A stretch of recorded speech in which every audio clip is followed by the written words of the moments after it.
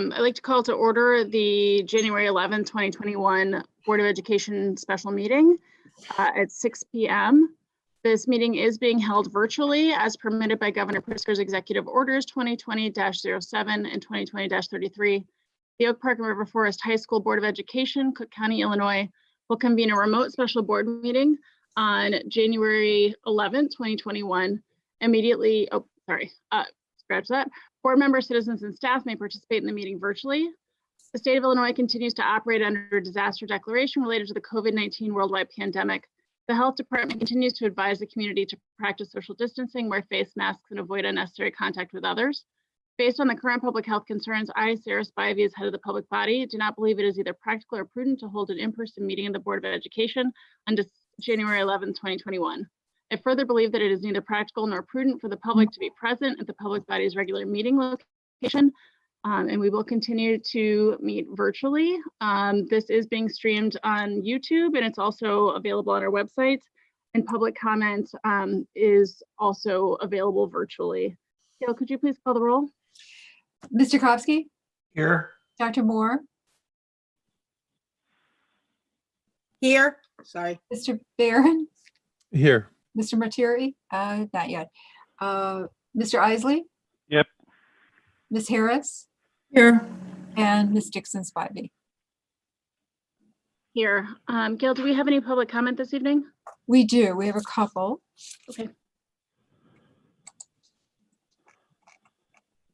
The first one is from Flo Schumacher. Dear board members, I'm asking the board to postpone the hiring of a new superintendent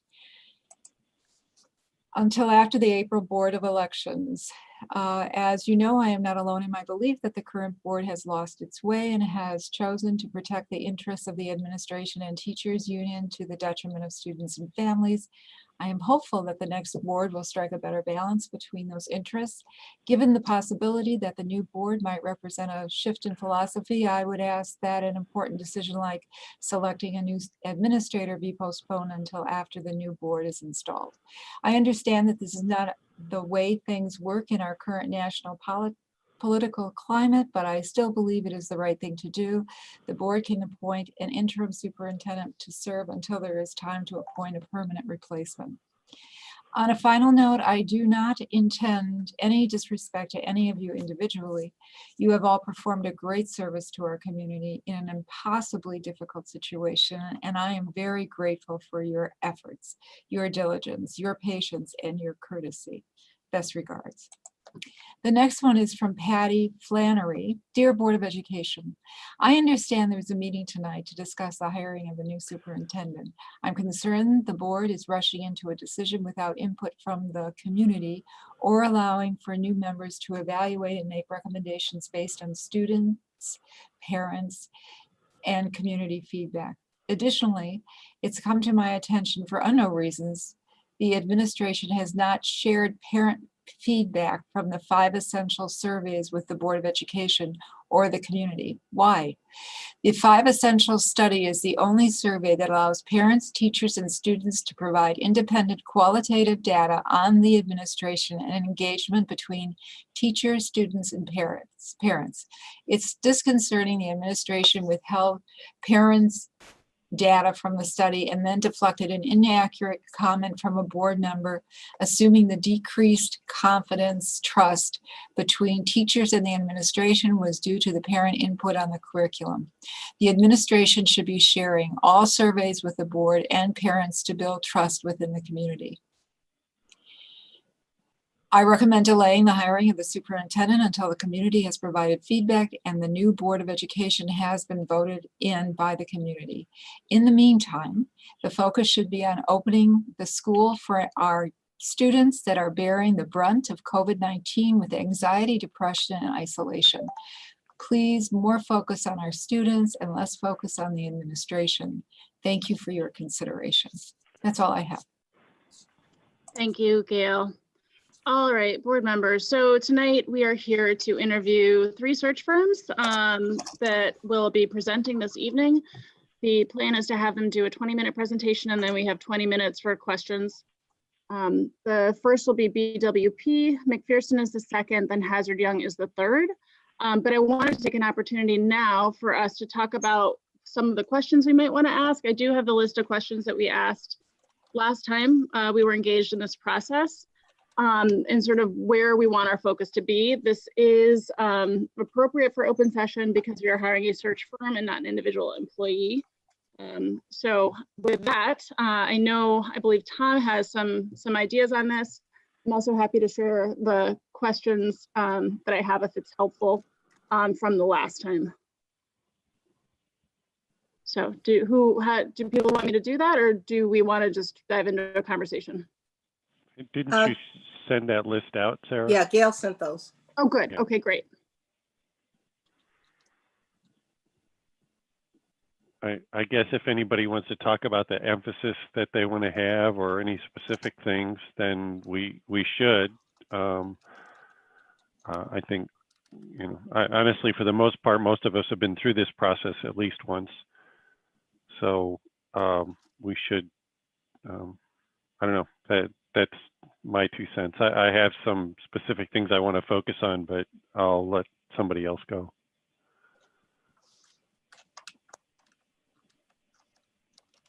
Craig, if you want to start, you In can. the absence of somebody else, I really want to make sure.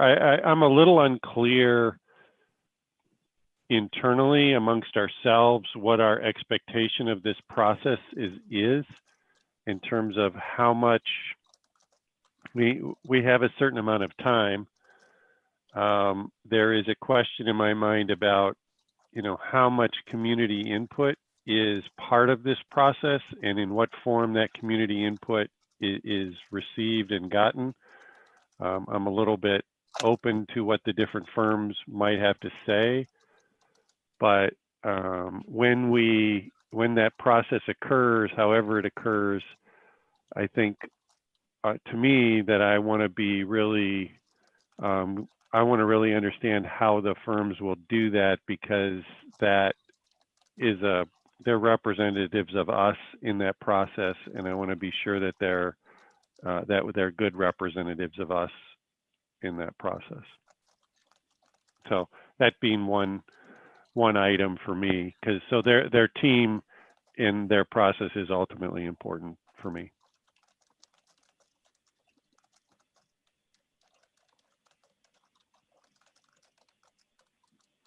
Does anyone else want to jump in? Tom, we can't hear you. Mute.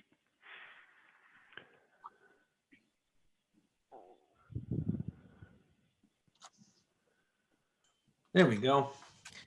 I had a couple points to mention, or two or questions that I would like, fleshed out. Some are in there. One's kind of a very specific one, which is how much we can expect them to actually reach out versus just go into their bag of tricks. Okay, how much is truly recruiting or versus just pulling their database and saying, here, I've got this person here. Okay. And to me, the question really is based on what their data is in terms of how they do that. Okay. My second area that's not covered in the questions is how having internal candidates would impact the process in any way, shape, or form.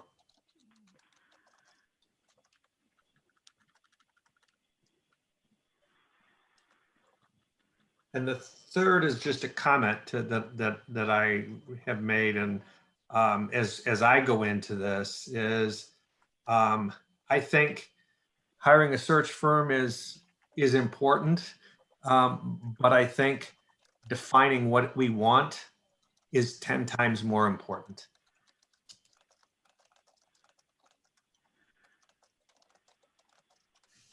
Thank you. Thank you, Tom. Others?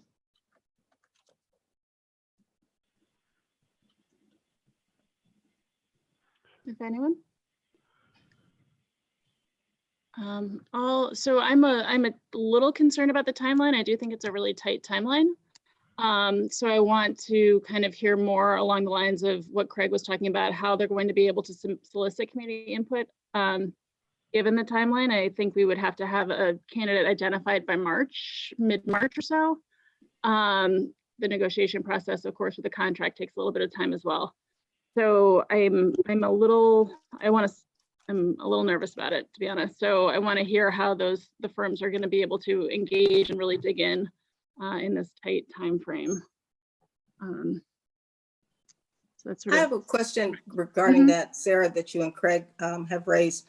The tight time frame is one that we expected and anticipated when we made this decision to start this process in January. So I'm just a little, I guess, it feels like that we knew what we were getting into, and I'm wondering if you're feeling as though that means that the process won't be complete by April.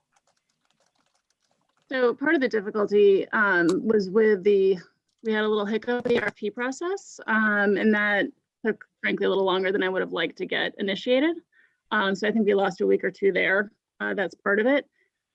Certainly, if we feel like we don't have enough time, or if this process isn't going to be in depth enough based upon what our search firms tell us tonight in terms of what their typical time frame would be and their own expectations for their ability to do this, that I think is going to be the most important factor. I mean, if they tell us it's too tight, then we've got a little bit different conversation. Certainly, we'll figure that out if that happens. It's not what we're hoping happens, but I mean, maybe it's not tight. Maybe I'm wrong. But it's just, if this is a big task, and I want to make sure that we're thorough in it. And I guess I'm asking that too, because just to be honest, I can't imagine any of the search firms that we're interviewing, given that they gave us a timeline, is going to say that they can't do it. So I just wonder how we're going to weigh that as a factor. I mean, I think it is tight, and, it's kind of like buckle up. And perhaps if we were a different type of district, but it's already out there that this is, happening. So I guess I'm confused with what we're expecting the search firms to say about it being too tight. I guess for me, Jackie, it's understanding how they're going to deal with the tightness. Are they being realistic about it? And, and we may have to make some compromises to be able to accomplish the task in a certain timeline. So, I just want to make sure that they are approaching it in a realistic way. And I don't mean from a work standpoint, I just mean in, what are we going to be able to get done in the time frame? And I'm very comfortable with that as our goal to get this done. Because I think the alternative, not because the alternative has a different board, but the timeline of the alternative puts the district in a bad place. So I think still I'm very supportive that this is the right way to go.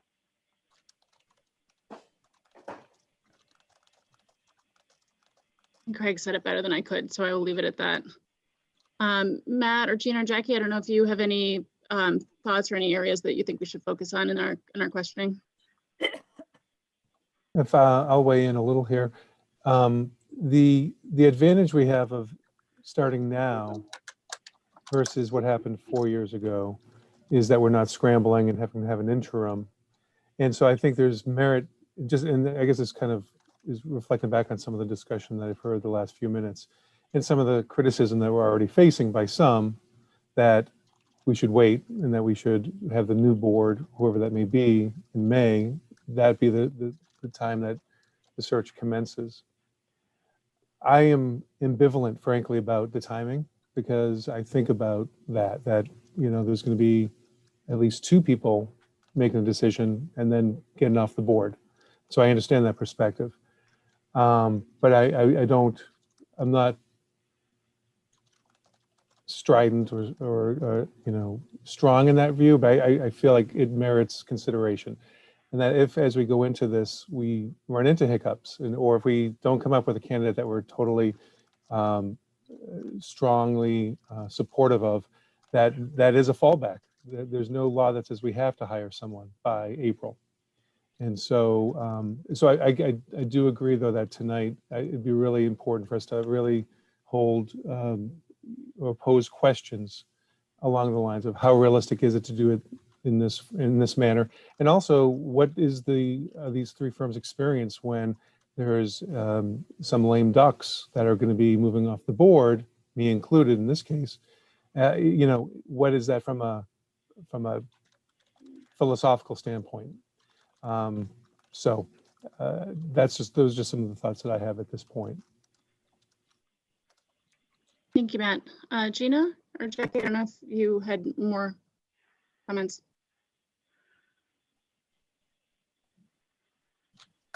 Okay. Sarah?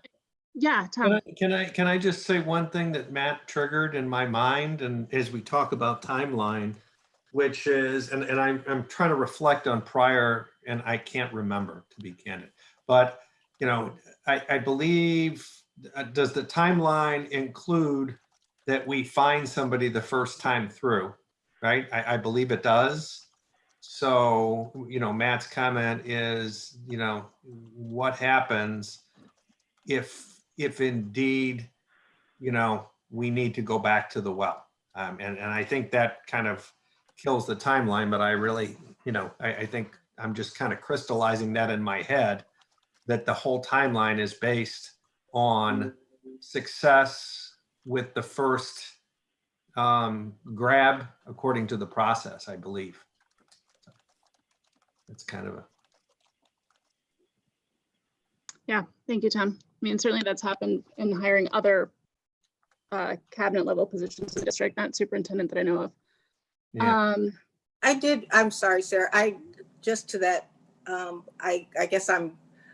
the way that I've been approaching this is after reading the proposals and understanding the typical, even when we did this the last time, we started in, this time of year, and it was them saying that this was the time that they started with most, districts. So from that standpoint, we're not behind.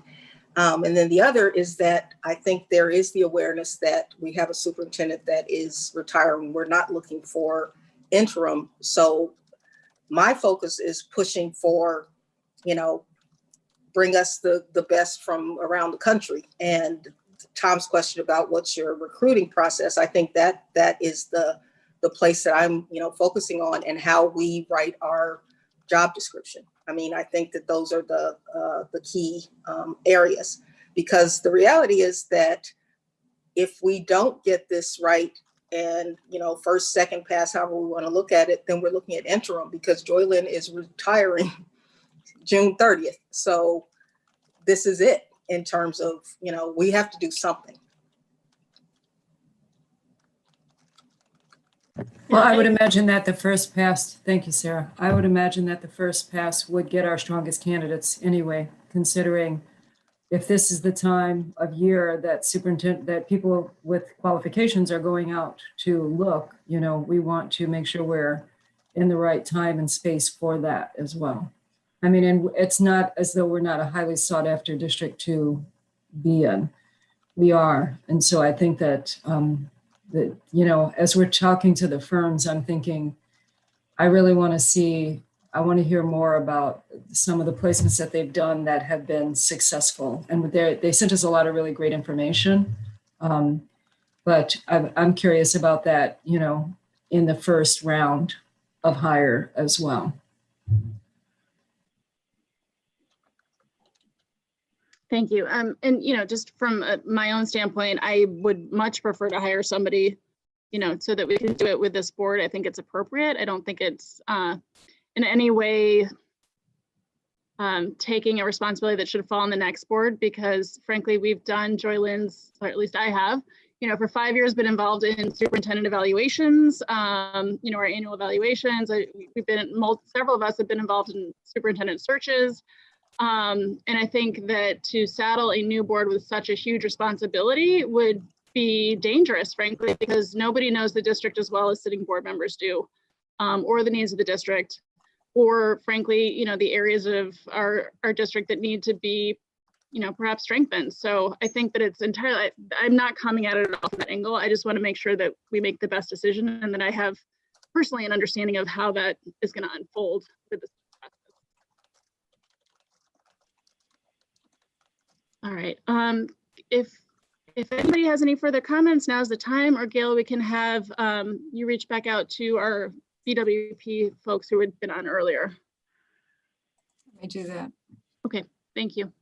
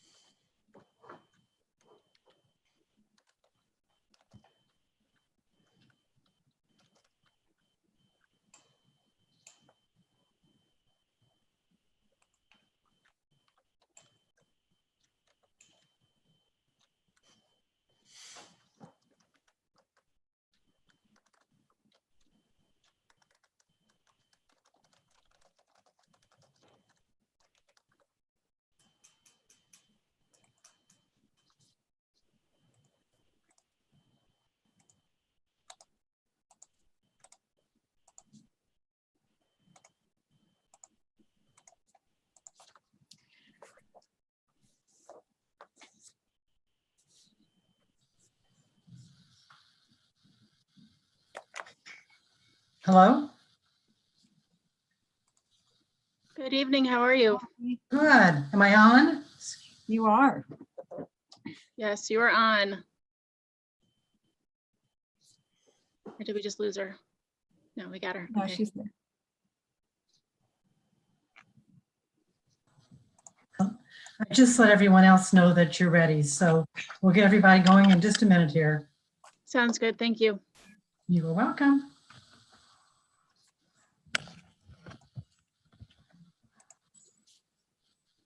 Nice to see everyone. Some familiar faces.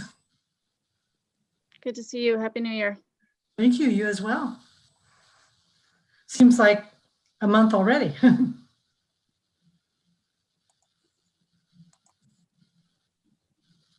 their loss and shared experiences. A woman in Denver, Colorado is helping homeless veterans transition into housing. 83-year-old Dorothy Burke creates welcome home boxes filled with hope of a fresh start. A Corpus Christi, Texas. Hi, how are you? Whoever has Great. the news on in the background might want to mute it. It's a little bit, the microphone's really picking it up. Hi, Phil. Hello, how's everybody this evening? Good evening, how are you? Good evening. Very well, thank you. Thanks for having us. As I said, we're just waiting for Cam, and I just called her, so I know she's getting ready. Okay.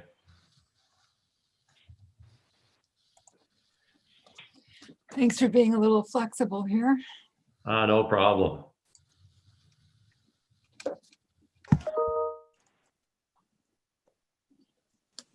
Oh, Ralph is joining us.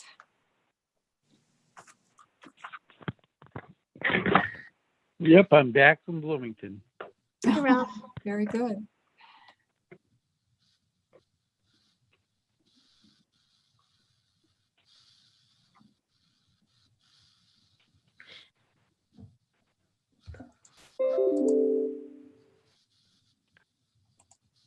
Yeah, can you let us know when Cam's there? I'm not sure if we'll see her.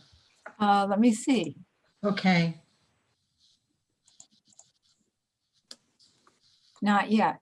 Okay. You know, team, while we're waiting on Cam to get here and load our PowerPoint, we could go ahead and introduce ourselves. You think that would work? That would be great. Yeah. Miss We know Kim that- said she's actually on the call, Anne. I'm She sorry, said why? she said she's on the call. She said what issues are you having? Oh, is Cam calling you, Sheila? She said She had gotten a Zoom invite, did she not? Yes, yeah. I And checked it so earlier. she would have gotten, I can log out and then log back in, but I'm here. Okay. She's She there, said she's gonna okay, log out and log Very back in. good. okay. Okay. She's Thanks, Kim. our technical one, so if she can't do it, we're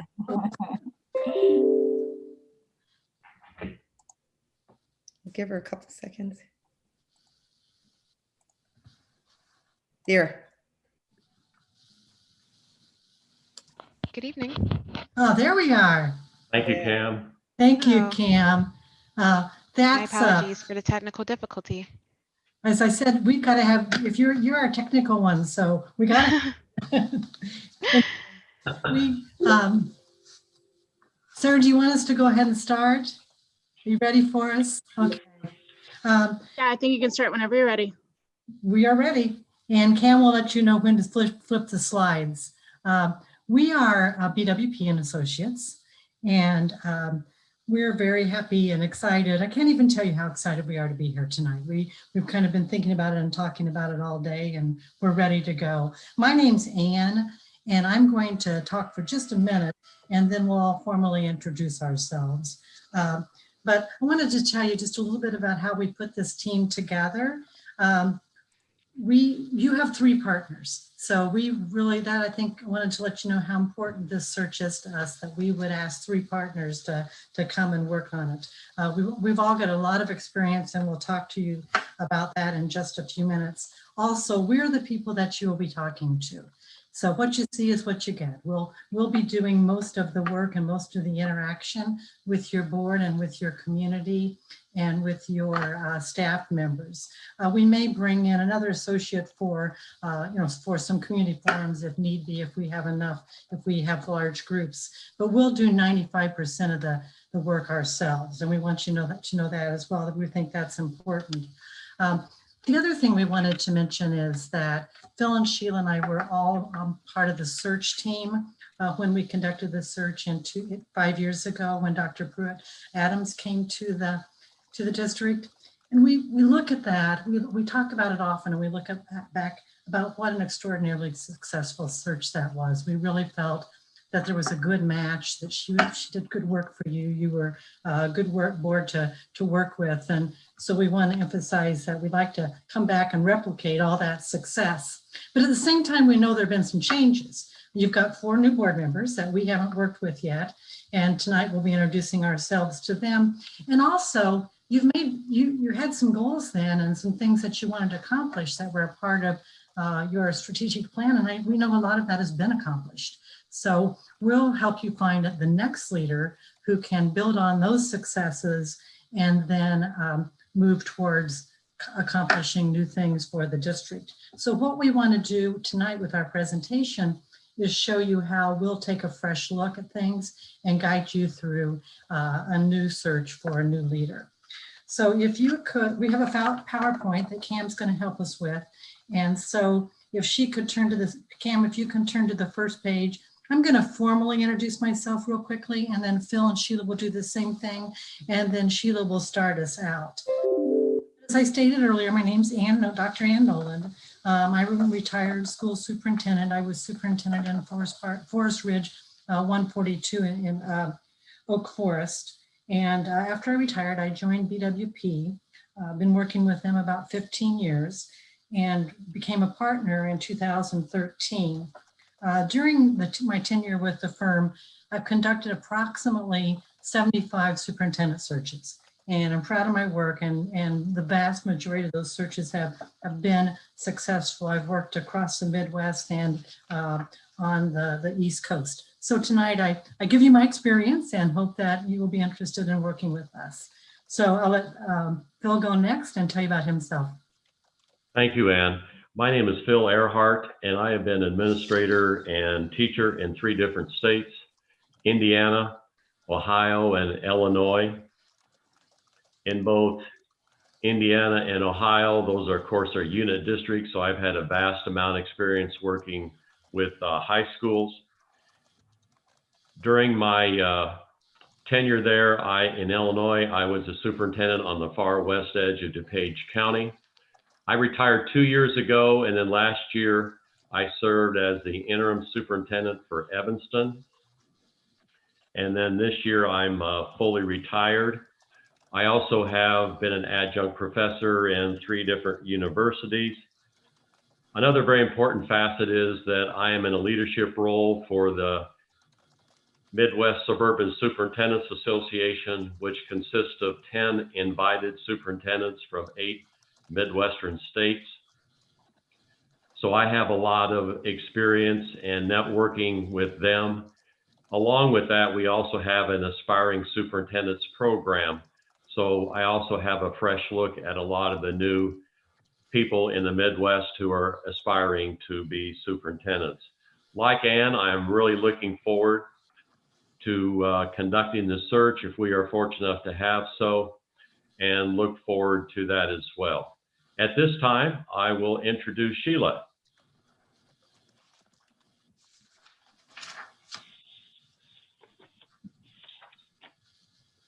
Sheila, I think you're on mute.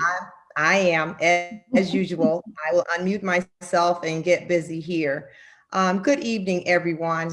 I am Sheila Harrison Williams, and as Ann and Phil indicated, we are so grateful for this opportunity to assist you in the search to find the next superintendent of schools for OPRF High School District.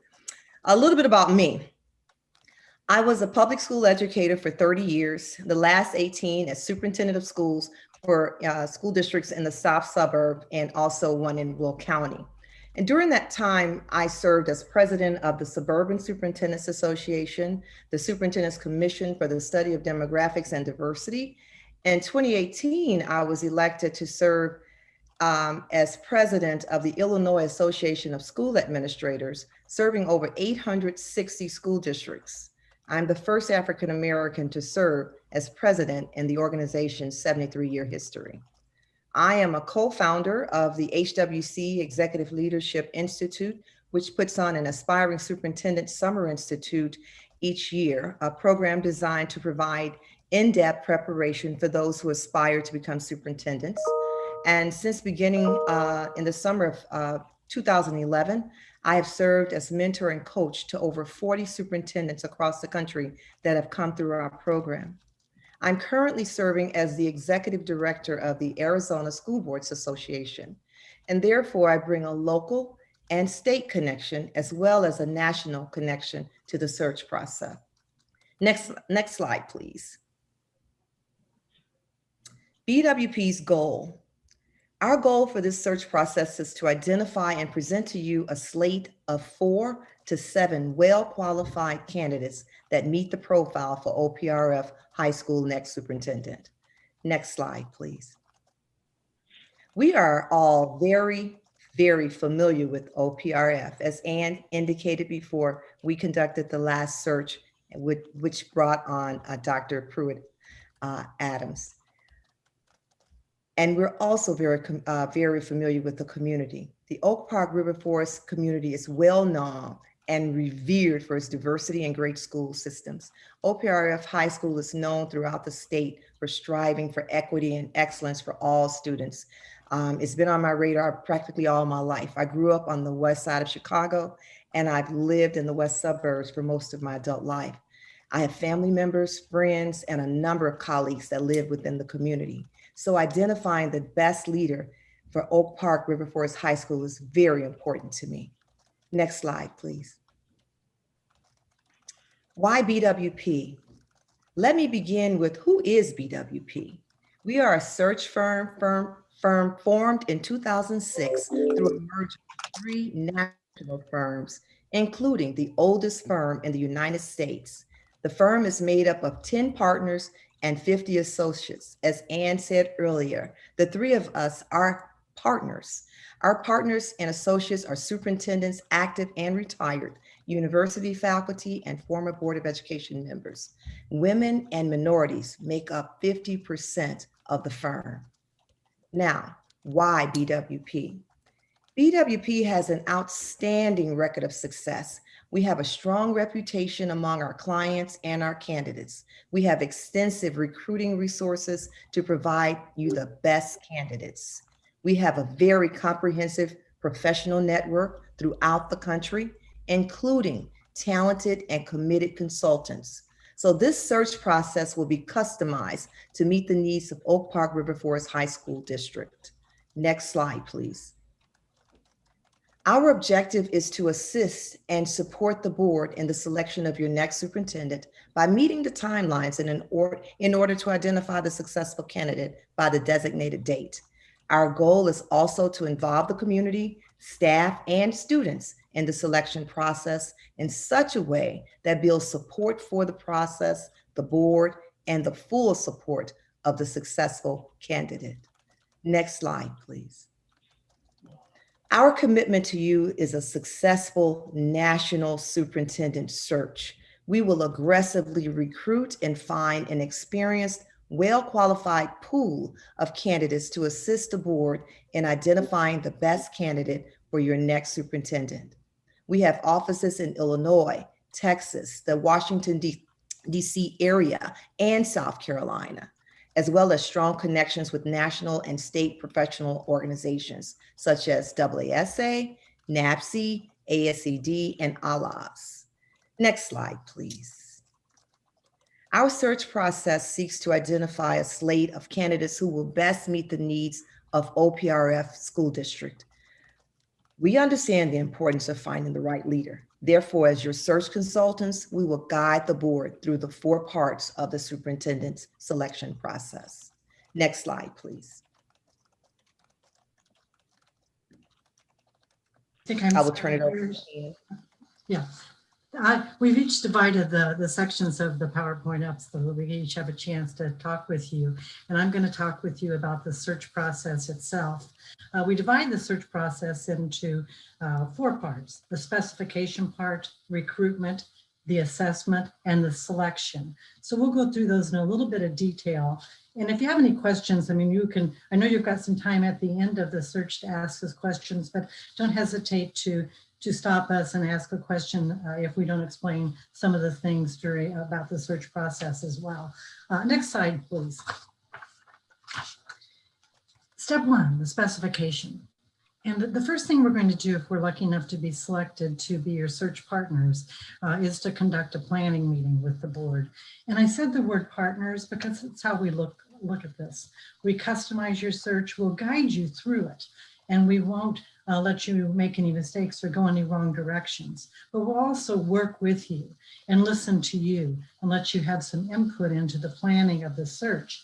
At the planning meeting, we'll talk about such things as a timeline, communications, how we communicate with you and how you communicate with us and who our contact people are in the district. We want this to go smoothly, and that's the best way to make sure that that happens. We'll talk about we'll talk a lot about the community engagement piece of the search, as you see down here in the 3rd bullet point.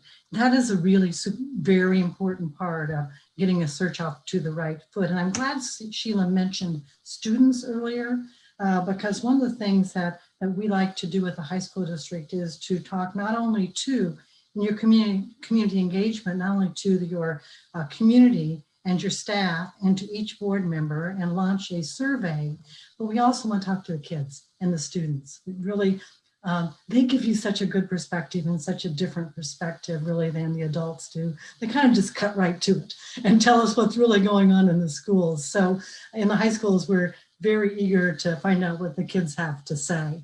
So that's all part of the planning and the community engagement, which launch our search.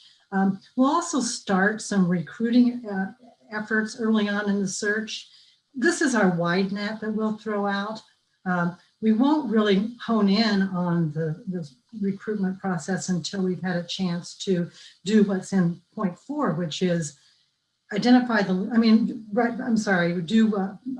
develop the leadership profile.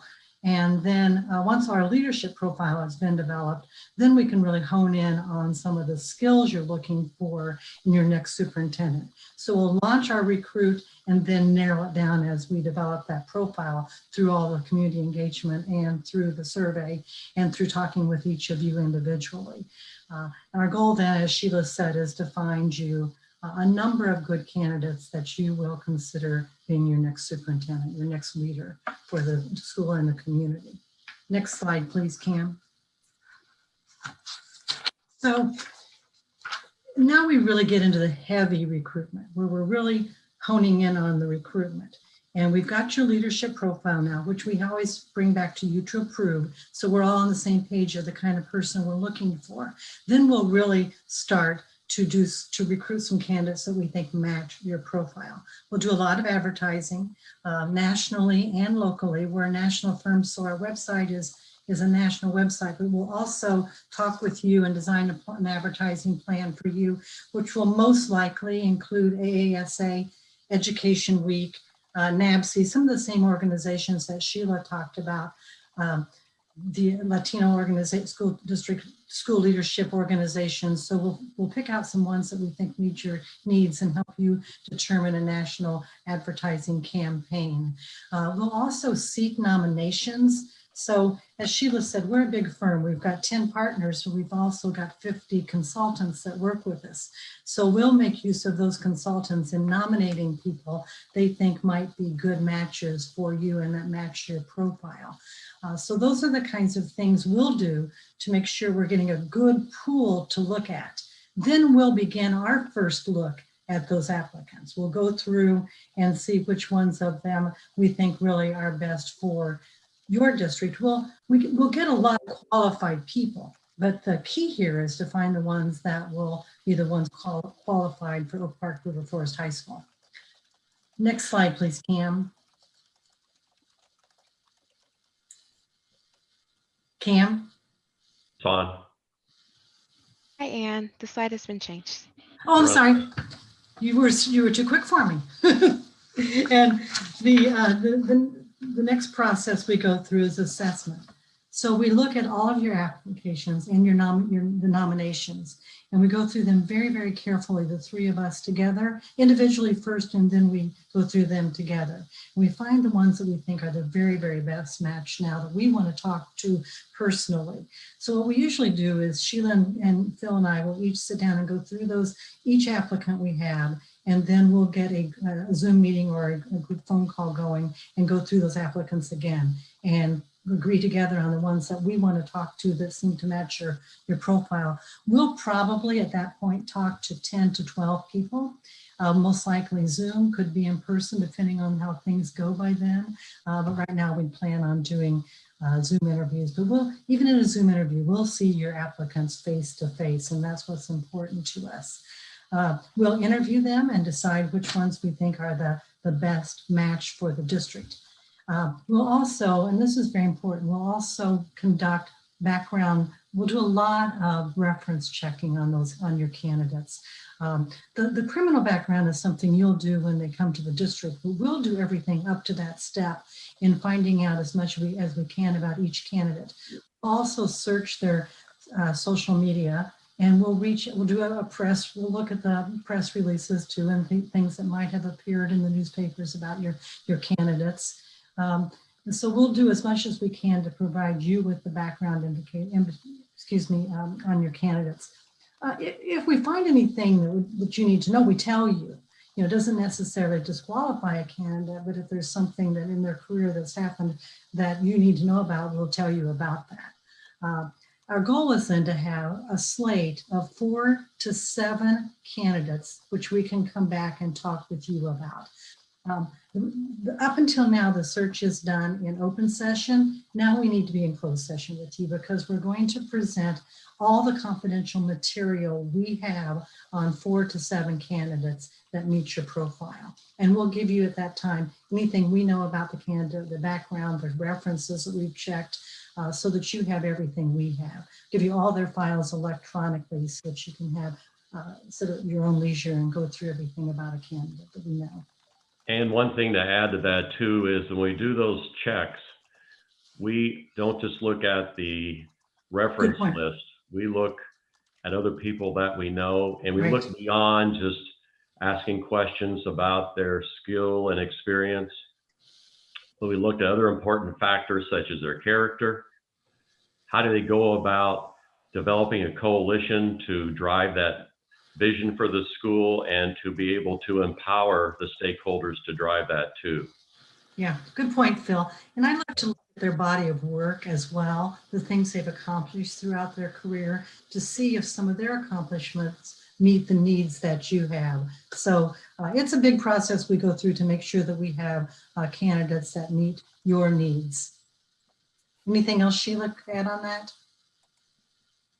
No, I just wanted to I don't know if I'm adding or not, but what I like about this process, I believe that, we are all 2 degrees of separation. A very wise woman told me that one time, that we're all 2 degrees of separation. So when I'm looking at a candidate and I look at the references that they give me, those are not the ones that I really check on. I check on, where they worked, who they worked with, and I try to speak with people that they did not list so that I can get the real deal on what they have done and what they are capable of. And so I do believe that we're all 2 degrees of separation. And if I don't know you personally in this field, I know someone that does. I agree So with you, I like to use that, and I utilize that all the time, and it does work.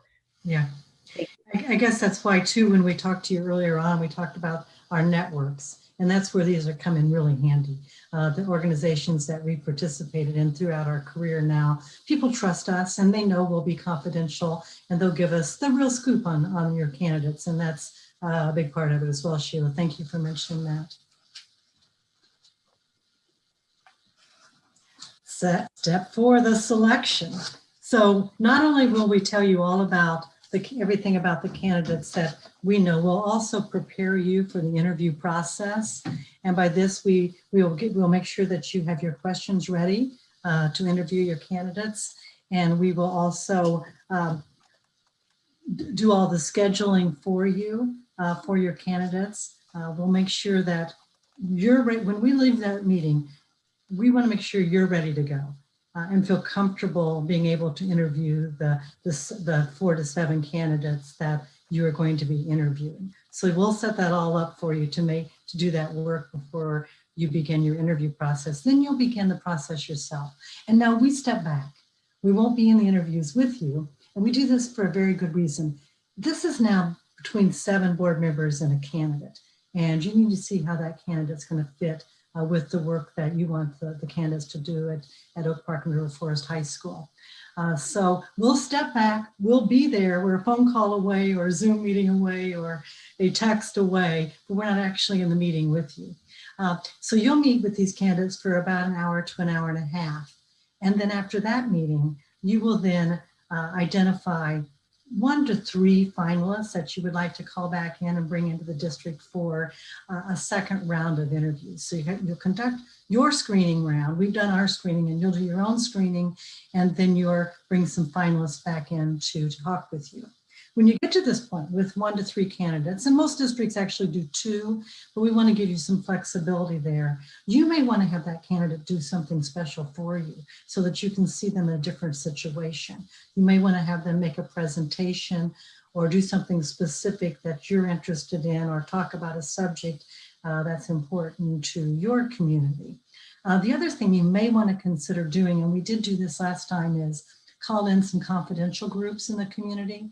And we have if you want to get a small group of community members that can interview your finalists.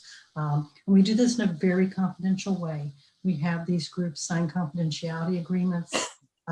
We give, we really talk to them about the confidentiality piece of this. We'll help you set that all up. But it's a way for you to get some more information and some feedback from your community on the candidates that you're now really seriously considering for that position. So the next step is just to get that down to 1. And if you want to do some site visiting or some other reference checking on your own at that point, that's allowable too. I think last time you did go visit Joyland's district, in the age of COVID, we are not really doing so much on-site visits, but we'll help you find a way to get more information, get out whatever you need before you employ your superintendent. And then it's a matter of negotiating the contract and employing the superintendent. So it sounds simple. We should have it done by May, the end of April or 1st of May. And could you further explain the role of the focus groups for just the stakeholders, how it's advisory? I think that's important. The board understands. Right. When we bring in focus groups in a confidential way to meet your candidates, we very much stress with them that you're making the decision. They're not voting on your candidates or really even rank ordering your candidates, because that's your job. Now that's, as most of you know, that when you're elected to the school board, that's the most important thing that you do is hire and fire a superintendent. So that's your job. But we feel like you can get some good input, some good feedback, or some good impressions, which is the word we like to use, from getting some community members involved too at this point. So we have them sign an agreement that everything is confidential. Anything that we pass out to them in the way of a resume of a candidate, we'll collect. We'll also have a sheet of paper that we'll give them that's called an impressions sheet. And that's where they'll give you their handwritten feedback. They don't leave the room until they've given you that information so that you have it. Your raw information, you can have it immediately to as you're considering who you want to be your superintendent. Anything else, Phil or Sheila, on that process? Well, thanks for clarifying that. Okay, thank you. That's it. If we could go on to the next slide, please, Cam. For BWP, we pledge to you that we will be working with you side by side, and we will ask the board who the contact person should be so that we can communicate with the board through that contact person to make sure that the board is always informed of what is going on with that. We will provide the cell phones for all three of us for that as well. And we will do that beyond a year. I've been working with superintendents and boards for multiple years beyond that, just to make sure with that. The second thing that we pledge we will do is mentor the new superintendent and assist the board in any questions that they might have. And that can be in the implementation year or years after that. That's not a problem whatsoever, and there's no additional cost for that too. If for some chance the selected permanent candidate does not complete the position, then we will repeat the search and do it again for only the expenses that we incur. That would be it with that. We feel very strongly that is important. And lastly, we think it's ethical that we will not slate a candidate who's been previously placed in another for the term of their contracts. We don't go in and take somebody from a school district to try to get them to apply another thing. We just don't think that's the right thing to do. Ann and Sheila, is there anything else you wanted to add to our pledge at that point? I think you got it all, Phil. Yeah. Okay, let's go on the next slide, Cam. As Ann and Sheila have explained before, the search calendar and the timeline and the process will be customized to meet your needs. We're just giving you what we think is at least a place to start, and the board can discuss that. And then when we would meet with the board in the future, we would then solidify what that would look like. This month, we would look at doing the planning and preparation. We would ask the board where you'd like to have and how extensive you want to advertise the position. And then we would go ahead and launch our initial candidate recruitment efforts. That goes way beyond posting. We would already be networking with our colleagues throughout Illinois, the Midwest, and the nation to start to recruit candidates to apply for this position, which is going to be well sought after. There's no question about it with the reputation of the community and the high school. During the next 2 months, we would start to conduct the audit and develop the leadership profile, which is what Ann talked to you about. That leadership profile is used as a framework as we look at the candidates, and then we'll also assist the board as they start to interview the candidates as well. We also would launch an online survey that would be both in Spanish and English, which we think is very important too, because it's critical that all the stakeholders have an opportunity to provide feedback, and either through the online survey or through the focus groups, everyone will have an ample opportunity to provide input on that. During March, we would then review and evaluate the candidates, as Ann explained, and then we would start to screen the candidates using the leadership profile to prepare for the board interviews with that. The next phase, Cam, if you could go there, we would then present the slate of candidates to the board. And again, I'd like to emphasize, as Ann mentioned, that we just won't give you the candidates. We also will prepare you with sample interview questions, with other interview guides that you can use or modify to meet your needs. In April, then, we would project that the board would start interviewing their candidates. And then the latter part of April, they would interview the finalists. Our goal would then be in either late April or in May to have the new superintendent employed. During that process, we will also assist the board in any type of working with the communications department on news releases, on also assisting the board on contract terms. If they would like sample contract terms, we can do that. Keeping in mind, as we know, that you'd be working with your legal counsel, but we would be happy to assist in that area as well. Anything else on that page? Okay, Cam. Our cost. The last time we did the search, it was $20,000, and we feel that since we'll be doing most of this virtual, that we can pare that down. These are the estimates that we have with that. Obviously, these are projections, and we are open to negotiate as you see fit with that as well. The one area that you'll see on there that we may not need if we're doing it all virtual would be consultant travel. So we would not have to do that. If we do end up, and hopefully it'd be great if we can and things open back up, we are local and would just charge for mileage. That's all we would do. No lodging or meals or anything of that nature for that part of it as well. Does the board have any questions about the fees at this point before we wrap? Phil, I'm gonna throw one thing in at this. I was kind of looking through these today, and when I compared some of our expenses to the last couple of searches I've done, which have been Zoom, by the way, I think we'll actually be a little bit under that, but we don't want you to have any surprises.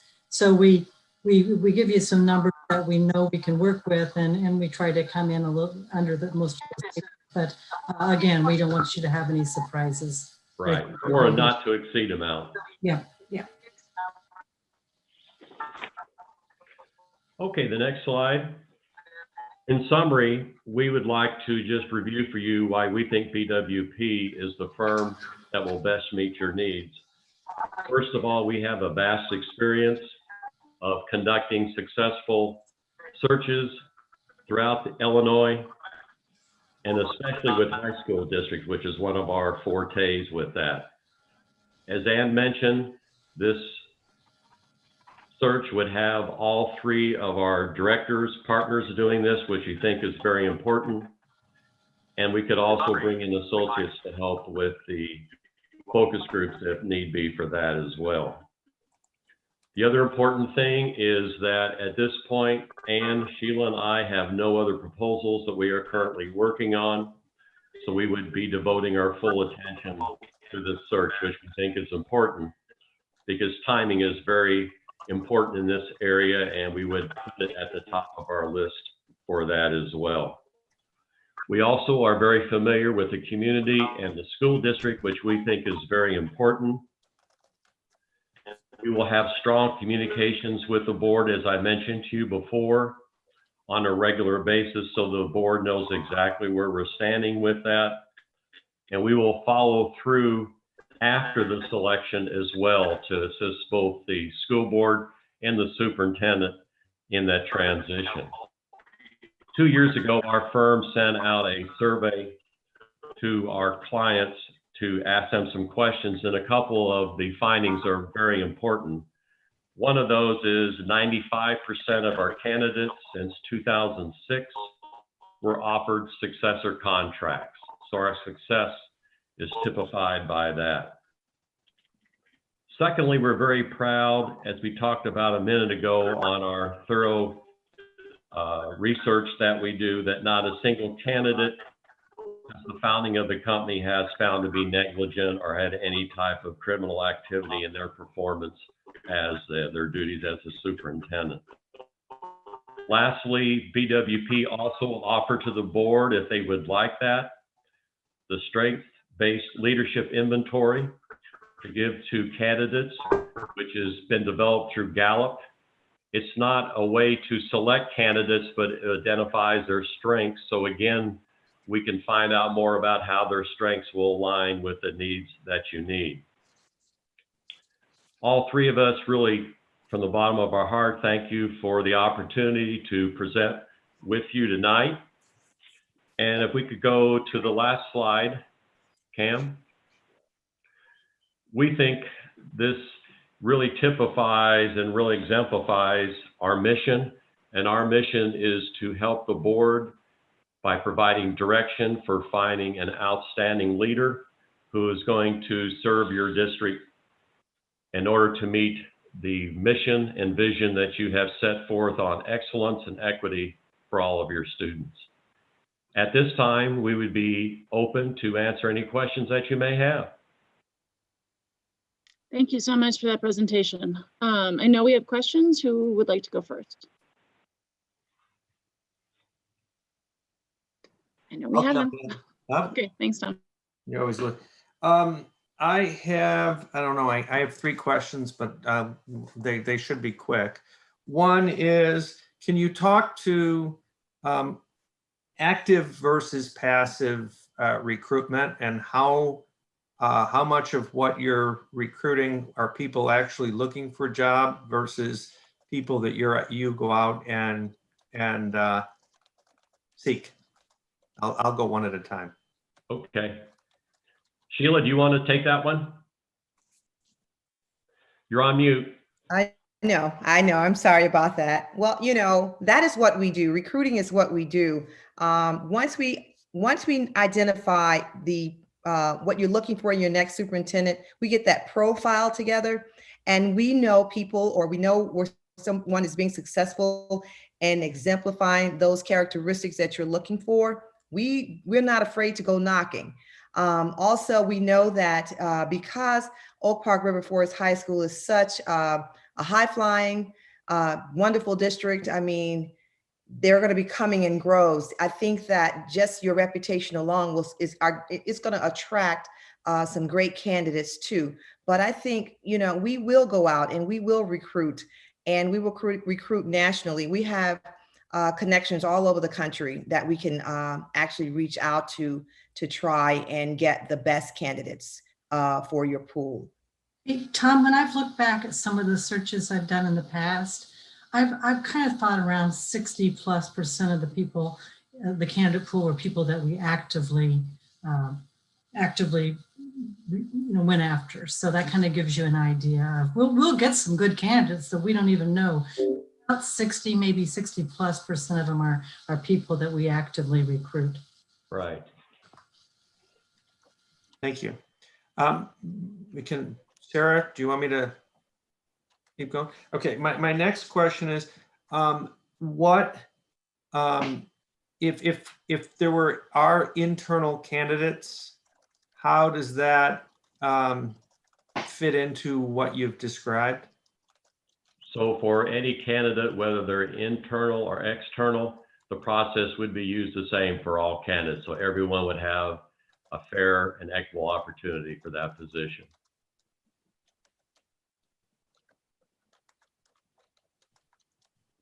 And again, Tom, I would say over 50% of our searches have internal candidates. Right. So it's It's not uncommon that we have internal candidates in a search. And like Phil said, we treat them fairly and with respect, because they're your people, you know, so we want to make sure that they have a shot at being able to get to the final 6 to talk with you. And my last question, and I'll cede the floor, is you mentioned that the 3 of you are currently, this would be your only search when it starts. Does that mean that you will not be picking up others during the course of this, or is that just kind of the current state of affairs? It's actually just the current state of affairs right now. No one is working with any other districts. So we've finished up searches for the first half, and this is the first one that we're going after. Thank you. Thank you, Tom. Others? Jackie? Hi, thanks for the presentation. I wanted, if you all could speak a little bit more. I have 2 questions. I'll ask the first one just about the community engagement piece and at what point that kind of starts and what information you're hoping to glean from that process. And within that, how do you make sure that there's a representative sample of our community? So that's the first question. Thank you, Dr. Moore. One of the first things that we would do would be to ask the board and whoever else we would have administration on, who do you think should be the representatives on there, the main stakeholders, and who should be represented from that. So we would get that information from you, help the communications department communicate to those people. Typically, now that we're doing Zoom, would you say, Ann and Sheila, we try to keep it to a group of about 10 to 15 typically? Yes, I would agree. Yes. So absolutely. that we can make sure we could have meaningful dialogue with that. That's the point which we think is important, that we make sure, and Ann mentioned that before, that we'd have our associates available if we need to do a number of those in a short amount of time with that as well. Yeah, Jackie, when he said 10 to 15, that means per group. You know, you have 3 consultants, and we could right. pick another one if needed. So we really can a number of engagement groups in a fairly short amount of time. I just helped out another one of our teams that was working in Indiana, in Fishers, Indiana. They had a number of focus groups and needed some additional consultants to come in. So I went to help them via Zoom. I had about 15 people in my group. It was a great group. These Zoom groups are working really well. I think we're really getting good information from the people, but we'd want to call in your staff, of course, your administrators and your teachers and your leadership, but also really reach out into the community to get as many groups involved as you recommend. The other thing we always recommend that you do is that we have at least one open community meeting, which means in case we didn't get you invited to a special group, you're still invited. You know, we want you to come. So we have one meeting that is just please come and talk with us, and we can do the same thing. If it's a large group, we've got 3 of us, we can divide it up a bit more, because it'll most likely be Zoom. But I think we'll talk to a lot of people. I agree with you on that. I think we will definitely. We had such a great time last time, Dr. Moore. Oak Park, they came out. I mean, the students. Oh yes, yeah. I'm not at all worried about that. we had reporters, and we had yes, everybody. But it was. I can't imagine anything less for this community. So, given that, and this question, I guess, could be for the survey that you referenced. I'd like to hear a little bit more about what that entails, but also for all of this data, what's the turnaround so that it can be used to inform our process? And you want to take that one, or I'd be happy to.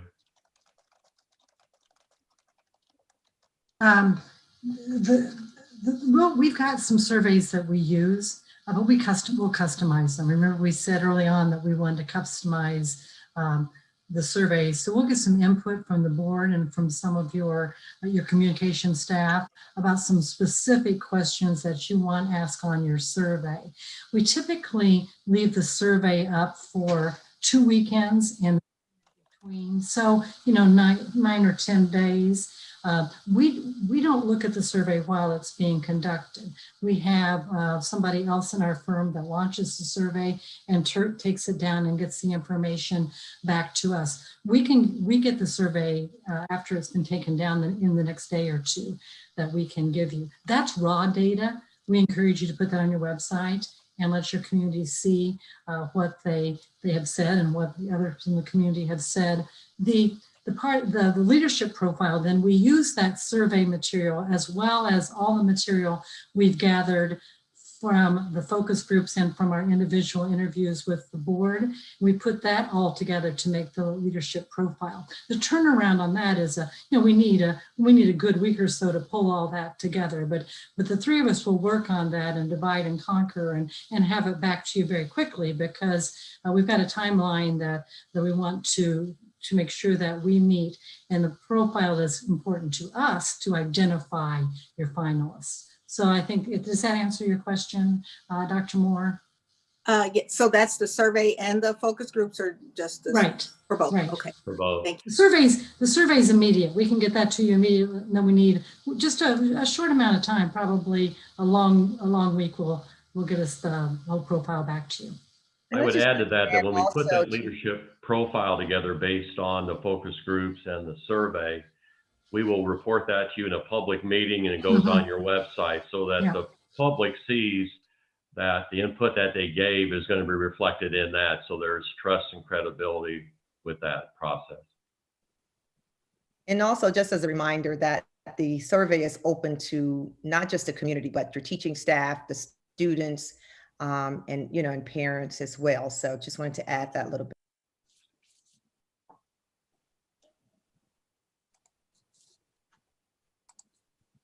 Thank you. Jackie, did you have any other follow-up questions?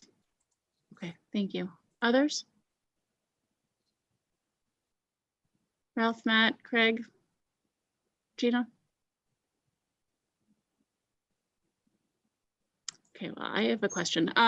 So looking at the timeline, last time I remember that we did quite a bit of community engagement, which I thought was extremely helpful, especially in kind of coming up with our candidate profile, which of course is such a huge part of this. And I certainly don't want to give short shrift to any piece of this, right? Like, this is the most important thing that we do, of course, as a board. However, we do have elections coming up in April, right? And a new board coming in at the end of April. So it sounds as though this might, sorry, is my audio okay?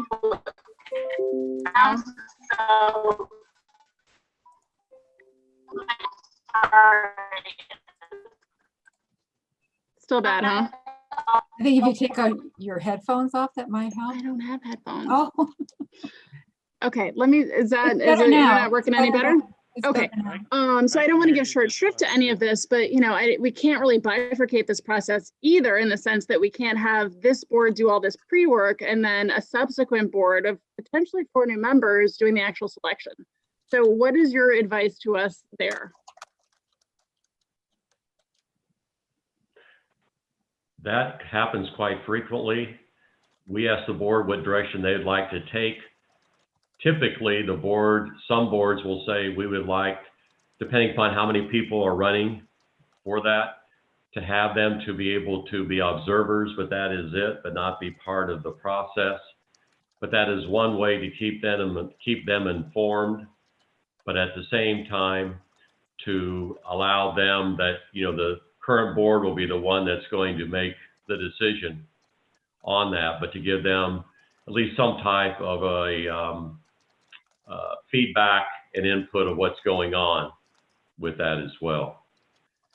How many candidates do we have running this time? I think there's 7 for 4 spots. Oh, yes. Okay. 6.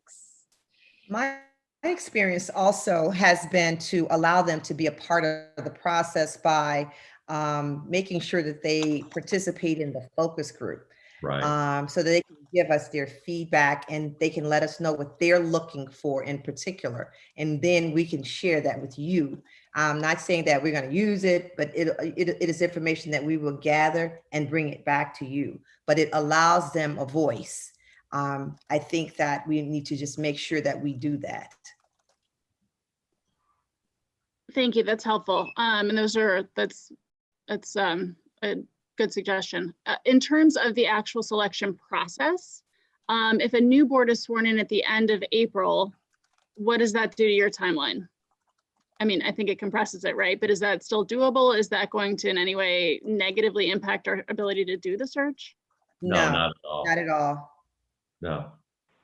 With three of us working on this, as I think Ann used the word divide and conquer before, that's what we would do. We would divide and conquer without taking any shortcuts. There's still going to be quality there. We're not going to do that.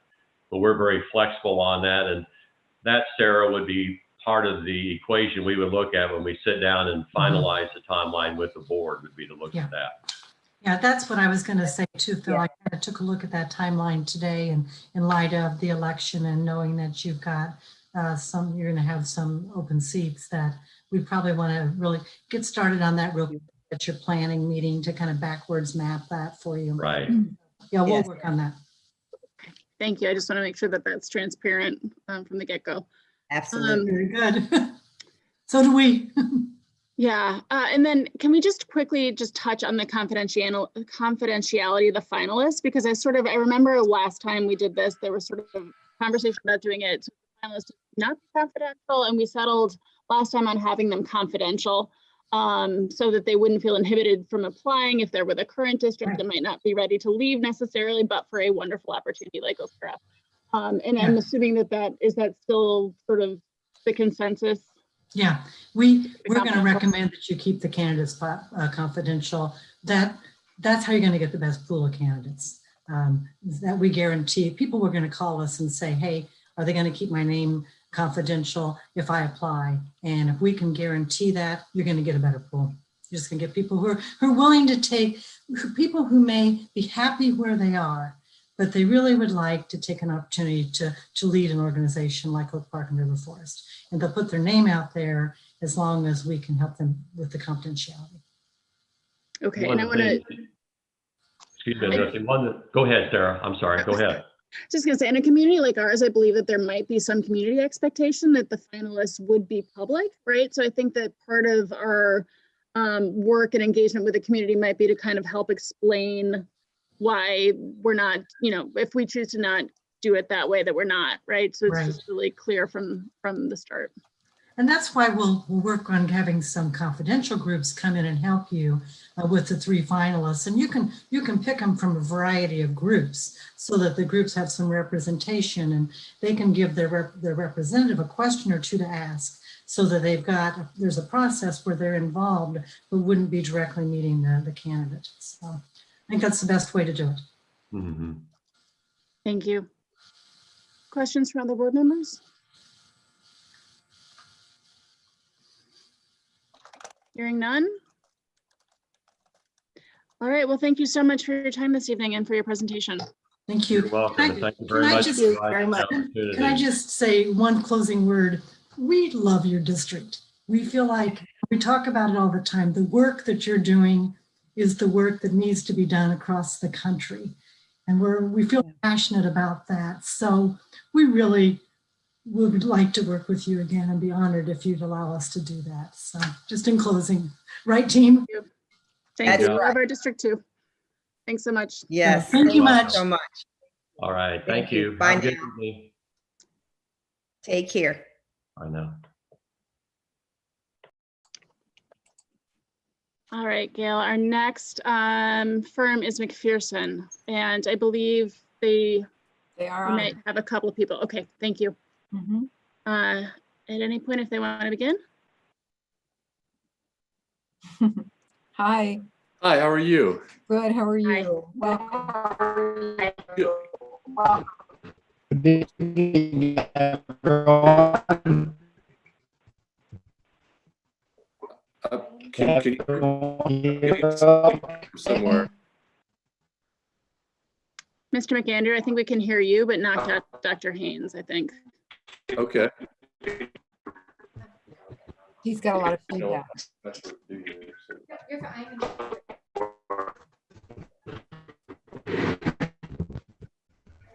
Can you hear me?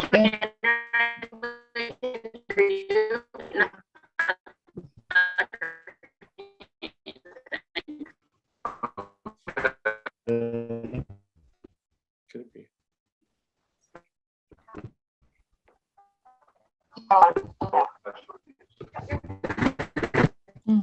Who's running your presentation? This is Gary McAndrew. I'll be running the presentation. Can you hear me okay? Yes, you're clear. Okay. So Brian, we might be having some problem with your audio. If that's, You might have to log off and log in again. Sometimes that is. Right, or we Yeah, can also Brian, we have a call-in number too, I believe.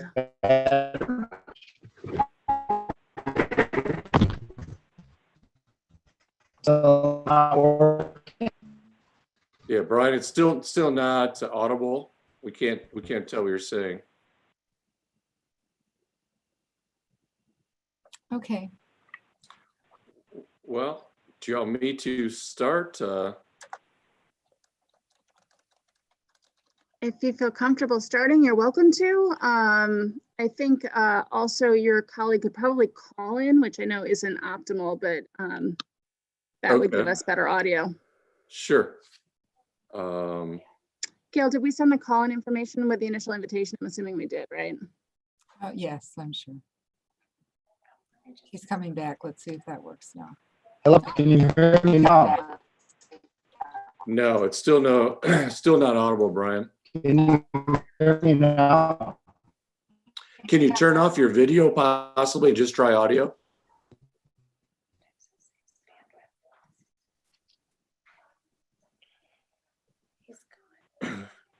Okay. Where am I? Sure. Well, I don't want to delay you, so I will share the screen if I can.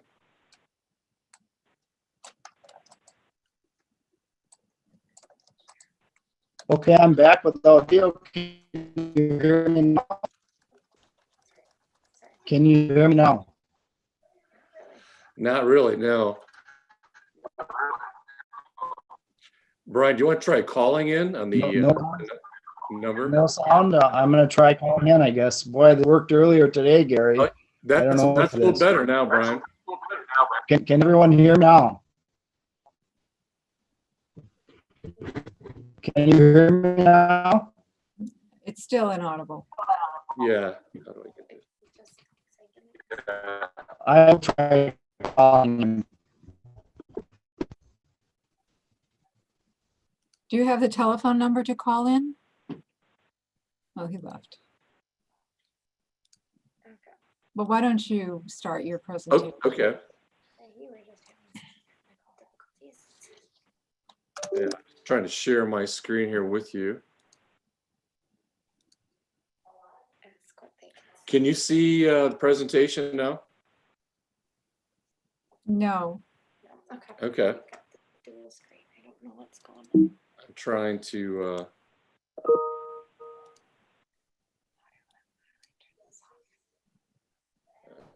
I'm having problems with my.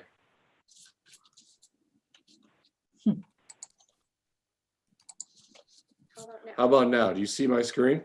Yeah. My presentation? Okay. Yes. All right. Make sure it works. Yeah, I'm gonna go, yeah. Yep, I'm just checking it out. So we'll go back to the beginning. I apologize for Brian. He may try to call in. And my daughter was helping with my Zoom get that straightened out. So I apologize. I was having problems too. So Call if it doesn't work. is everybody okay now then? I'm gonna grab my door. I'm gonna grab my door. I'm sorry. No problem. So sorry for the technical delay. My name is Gary McAndrew, and I'm a consultant with McPherson Jacobson. And Dr. Brian Haynes also was going to be part of the presentation tonight. But first of all, I'd like to thank each of you for taking the time to to allow us to present to you. What I'll do is I'll just pick up his part of the presentation if you don't mind. But what I will do is I will tell you information, give you information about our company. I'll start out by giving you a little bit of information about myself and Brian. And then I will go into the process that we go through for our search. But again, thank you for the time you've given us. Again, my name is Gary McAndrew, and I'm not your typical consultant. I'm guessing most of the people that you're talking to tonight are retired superintendents or involved with the school system of some sort. I was like you, I was a longtime school board member. My career was in human resources. I worked 35 years as an HR executive for McGraw-Hill Publishing Company, Principal Financial Group, and a bank. And I'm calling you from Dubuque, Iowa, is where I'm located. So my guess, if you've ever heard of Galena, Illinois, that's probably the closest. I live right across the river from Galena. So about 2.5 hours to downtown Chicago. Again, my background was human resources. So most of my career was in the business world, hiring executives in HR, basically staff for banks, businesses.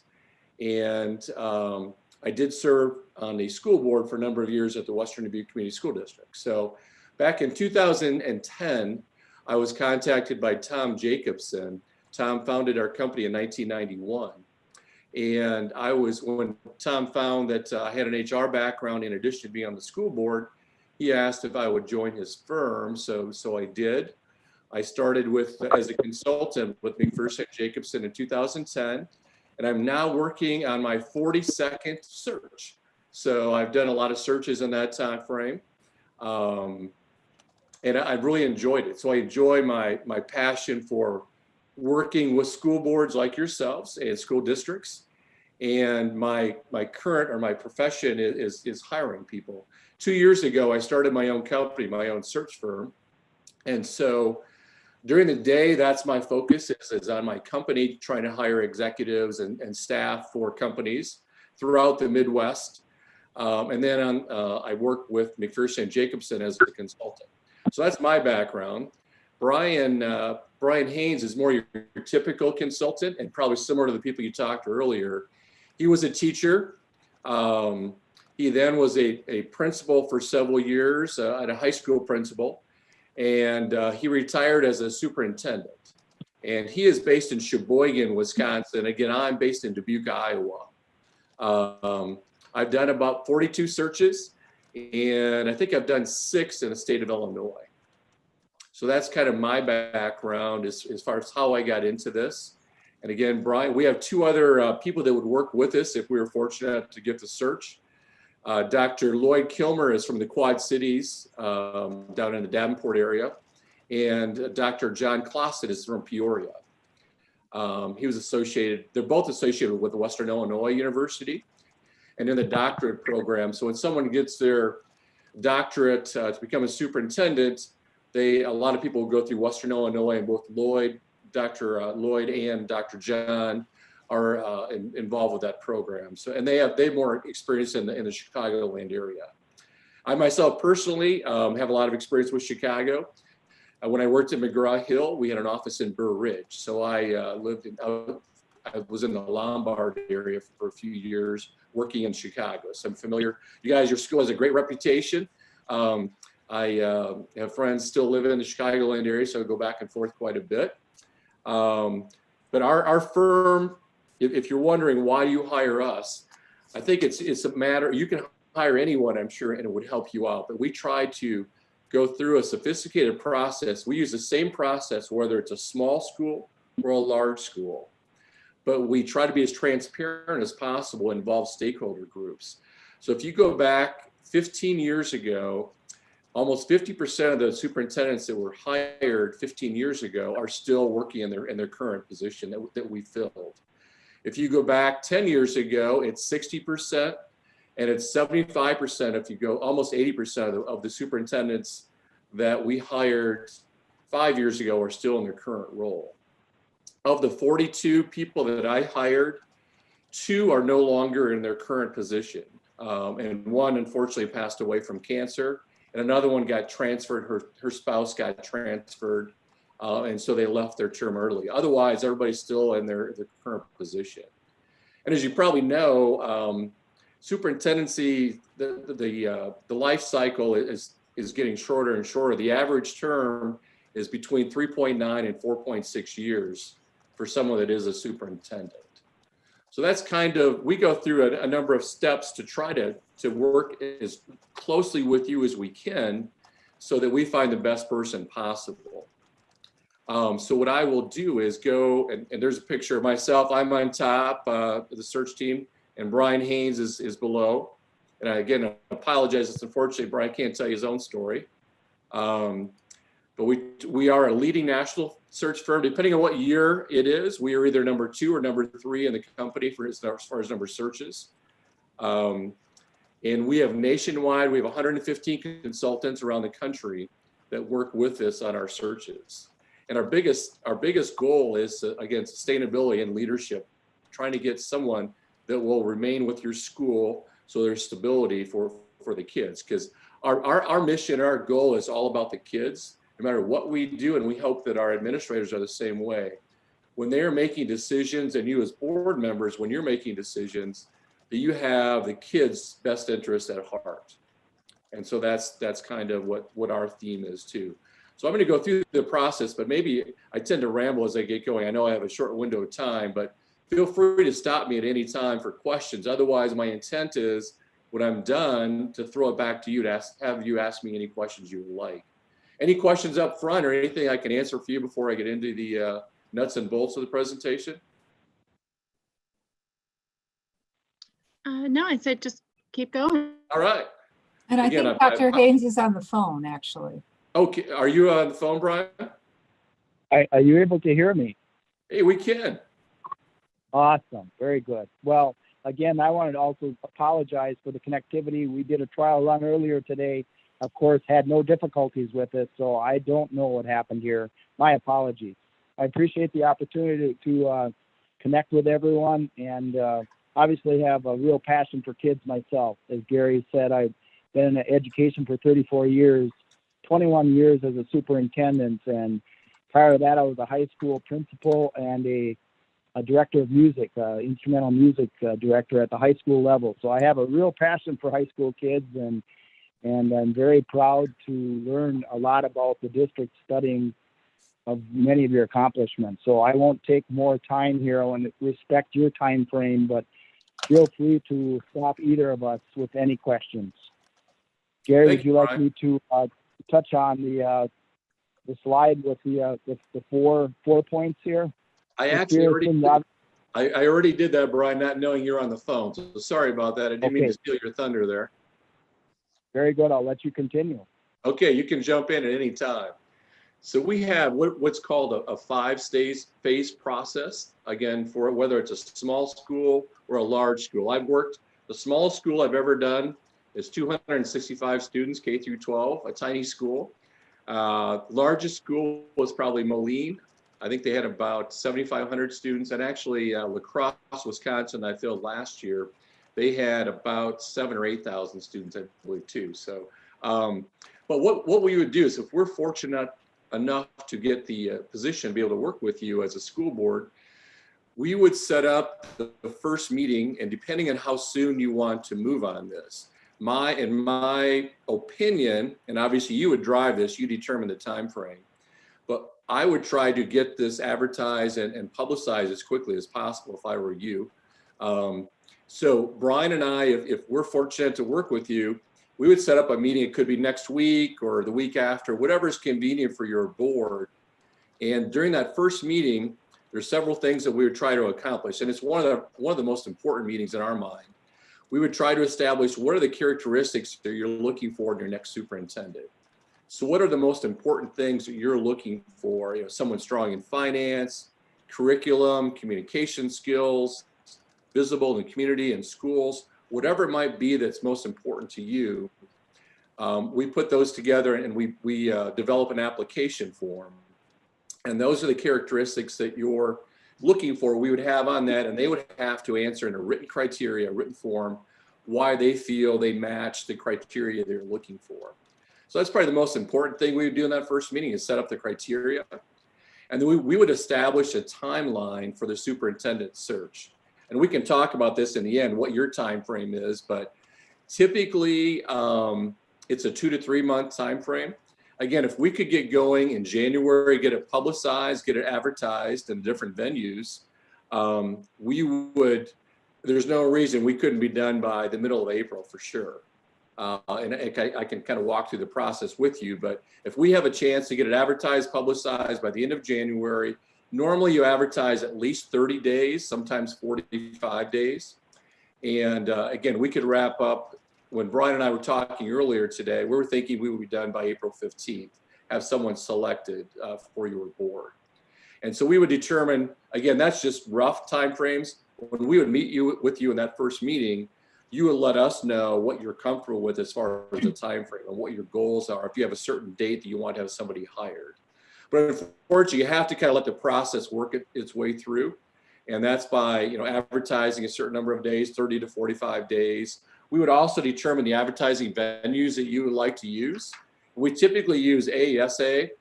That's the most popular one. Our website, McPherson Jacobson, gets 150,000 hits per year. That's a huge advertising tool for us. And then the other advertising venues potentially we could use would be top school jobs. And obviously we want a diverse applicant pool if possible.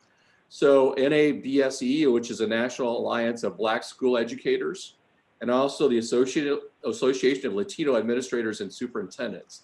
Those for more urban schools like you are, obviously, those are the advertising venues that we typically use. And that's what we would determine also in that first meeting. Here's where we can advertise. We would get all the criteria put together. Then we would start the advertising again, sometime hopefully by the end of January. And then what we do, our company tries to be as transparent as possible, and we try to involve stakeholder groups. So we would work with you in that first meeting. Typically, we involve the students, just kind of a meet and greet with the students, get their input. We would have your administration team, your staff, your parents and community groups. Those are what we consider the stakeholder groups. And Brian and I, depending on COVID restrictions, we typically meet with these groups in person. Because of the times we're in right now, we might have to do something like this via virtual, via Zoom. But we meet with each of those groups and we ask them 4 basic questions. What are they looking for in their next superintendent? What characteristics are they looking for? What are the great things about your school district? What are the great things about the communities that you live in? And then the last one is, are there any issues that maybe or challenges that may be facing that next superintendent? So we meet with these different stakeholder groups and gather all this information. And then we would come back to you in another meeting with a booklet saying, here's what your admin teams, what they feel. They think, here are the great things about your school, great things about your community, what they're looking for in their next superintendent, and also any issues that might be out there for the future superintendent. And we would share that information with you.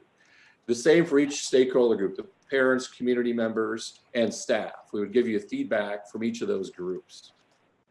And that's the second meeting that we meet with you. We then develop the interview questions with your input, but we give you interview questions. And during that time, Brian and I would be interviewing and screening using behavioral-based interview questions. We would interview all the candidates and do reference checks on all the candidates, trying to match who we feel are the closest, the criteria that meets the criteria that you're looking for. And that does take some time. That's very involved. We, again, it's advertised throughout the country, and we involve our consultants around the country to help us with any candidates that they may know might be good candidates for your school district. So that's involved with the interviewing process that Brian and I go through.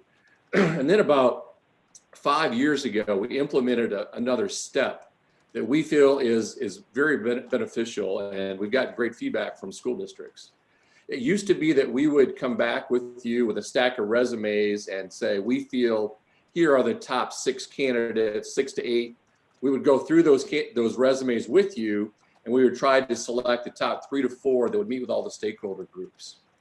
What we've now done, we've implemented an additional step that is very beneficial to the board.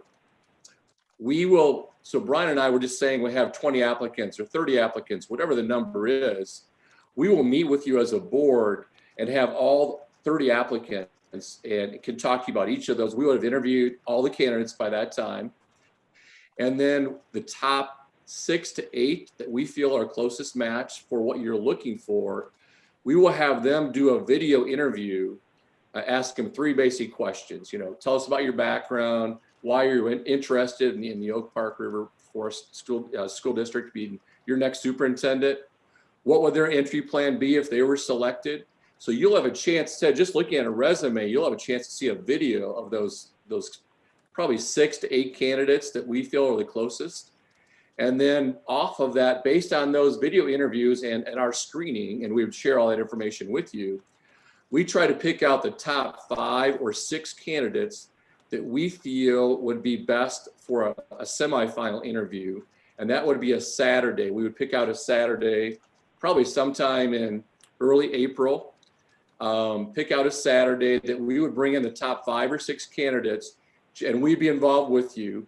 Only the board, it would just be the board's input at that point. So you would have a chance to meet the top 5 or 6 candidates, try to narrow it down to the top 2 or 3 that we would then invite back, and they would go, those final 2 or 3 candidates would go through the full process with all the stakeholder groups.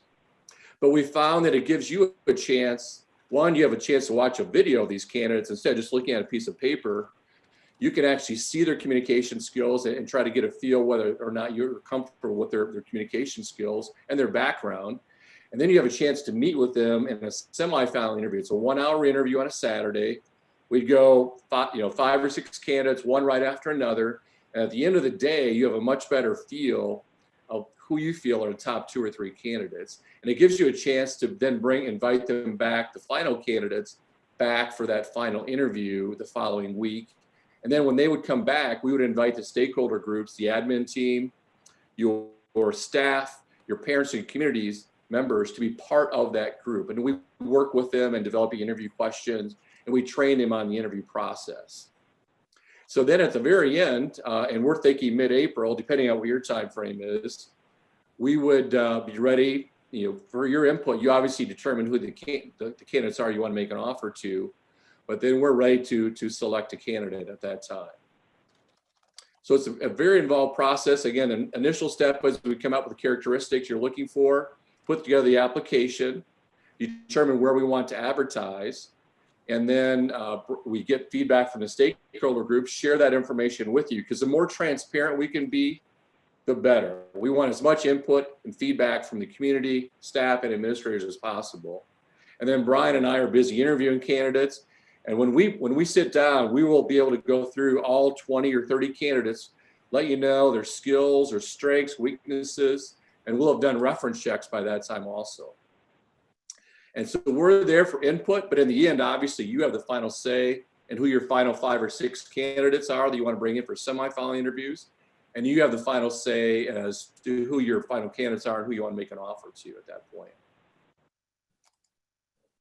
And I have rambled very quickly because I know we're under a short time frame, but Brian, anything you'd like to add before I turn it over to the board for questions?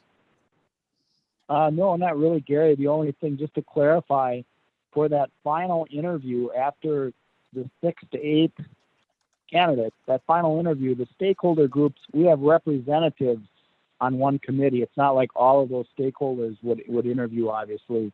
Correct. You know your community best. We would ask you to identify a key individual or maybe 2 key individuals from the community, from the staff, from the administrative team. So that 10 or 12 group committee would be involved. You would do your final interview as a board with those finalists. They would do a shorter interview with that group. And the beauty of that experience is you can check your perceptions against the community staff, those other stakeholders. And that can be very powerful. It's kind of a validation, if you will. But as Gary said, the board makes the final decision. That's just a group that provides input. We actually have them provide their input, and we put it in a sealed envelope a summary of what their findings are, and then you review that as a board as you're considering your final choice. Yeah, very good point, Brian. So you'll have access to, you'll know exactly what your stakeholder groups think of candidate A, B, and C. We'll share that with you, so you'll know what, based on their interviews, what their thoughts are. But as Brian said, you're still the ones, the final determination as to who you hire. So we ran through that quickly, but we did that quickly, but I'd be happy to go back and expand on anything, any questions you have, something that you want to clarify or quantify, anything that we can answer for you. Sure, thank you. Questions from board members? Tom? Yeah, Gary, it's Tom. I don't know if you can see. Yeah. My question is, in terms of your source of candidates, you mentioned advertising, et cetera, but can you talk to how much of your candidates are passive or not, candidates who are not looking for employment versus, ones that you were recruiting versus ones that were in your library? Yep, very good, very good question, basically. And I found with my experience that in like my business world, a lot of your best candidates are not necessarily out there looking. And so Brian and I have a connection of superintendents that we will check with and see, for example, we will, in addition to the advertising, which are more your active candidates, we always network. And it's not like we have a pool of people that, I'm going to go to Jane Doe or John Doe and say, hey, this is open. We will call around, especially, obviously the state of Illinois, a lot of the Chicagoland area, check with superintendents connections we have. I have hired various people from different schools out of the Chicago area. Check with superintendents, who do they value? And we will check with those names and the resources that we can come up with in our network. And we always check with those passive candidates in addition to the advertising. Because a lot of times your best people are not necessarily looking, and maybe we need to give them a nudge and say, hey, here's a great opportunity, and give them all the reasons why they may be interested in your position and to see if they would be interested, in addition to the people that will typically apply, that maybe that's the next step. And because you will have a very attractive position, but in addition to that, we will try to reach out to various candidates also. That answer your question, Tom? Yes, thank you. Tom, did you have other questions? I guess the question I would ask is in terms of how internal candidates fit into your process, please. Yes, thank you. Very good question. If there are internal, and that's when we meet in our first meeting, that's one of the first questions we ask you. Will there be any internal candidates that you're aware of? Sometimes you know, sometimes you don't. And if there are internal candidates, we put them through this exact same process. They fill out the application, references. We would interview them, check references, and share that information. So we would put them through the same screening process as we would as an outside applicant. Obviously, you're going to probably have a better understanding of the candidates because you probably know them well since they're in your district now. But we don't treat them any differently than we do outside candidates. We actually take them through the same process. And as far as one thing that to expand on that a little bit, what we do is our process is confidential. We try to be as transparent as possible, but for the applicant's sake, when we do the semifinal interviews on that Saturday, anybody that applies in the interview for a semifinal interview, those are still, we keep those interviews still confidential. However, and we tell them up front, if they are one of your final 2 or 3 applicants that we're going to bring back, and they make it through all the screening process, and we're down to final 2 or 3, those are publicized and they're aware of that. I mean, candidates are made aware of that. If they make it that far, they will be publicized and the groups will know. Otherwise, we keep everything confidential. I'm sorry, could you say that one more time? At what phase did you make them public? At the very last, the final 2 or 3 applicants, whatever you decide on, would be publicized. But I did mention there's kind of we call it a semi-final interview, if you will, kind of narrow it down to 5 or 6 when you're trying to determine who those final 2 or 3 are. That group is still kept confidential. Thank you. I have a question related to that, Gary. Would the video that was created during the phase of 5 or 6 then be made available to the public if they make it to the final 2 or 3? We typically do not, but that's a very good question. We try to be as transparent. If somebody wanted to see it, we could definitely share that. You know, I've done probably 20 videos and no one's ever asked that before, but that's a very good idea. Because me personally, and I think all of you would attest that if you can see someone in a video and their communication skills, it definitely helps you in that process. So very good question. And we could, it's our video, so we could definitely share it with whoever wanted to see it. You know, we're not going to make it public, but you're talking probably one of the stakeholder groups, I assume. We can allow them access, yes. Okay, thank you. Thank you. Tom, did you have any other, I think you had one more? Nope, I'm all set. Thank you. Thank you. Other board members, Jackie, did you have any questions?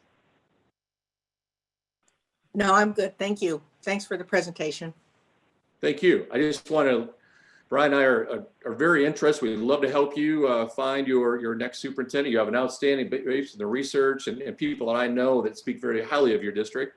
You have a great district, and we are available. I want you to know if you want to move real quickly, we could be there next week. It really just depends on what your time frame is. We can move as quickly as you would like. Now, depending on what the COVID situation is, we may have to do some more Zoom interviews, but as soon as it's available to meet, we will be happy to meet in person too. So I do have a question concerning the timeline. So we have board elections coming up in early April, and a majority of our board potentially is going to be new folks. So that makes us a little bit complicated because, of course, you know, we're starting this process. Several of us were involved in the last superintendent search. How do you suggest that we handle that situation, knowing that either we would want, you know, that we would like to have this finalized by the end of March, really? Sure. You know, that's a very good question. I just did the same situation in one of the schools I did last year in Muscatine. They had a pretty large turnover on their board.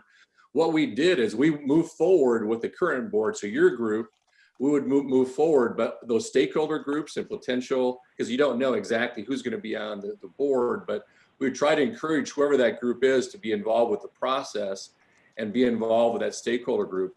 It really comes down to timing, whether we have them hired or not before your election, but definitely we would want them to have some input on that as far as being part of those groups, if depending on when that election takes place. And if you want to delay the search until after the election, that's totally your call. But there's most schools would go ahead with the election just to make sure that they include whoever the potential board members and those stakeholder groups to have input. Sarah? Yes.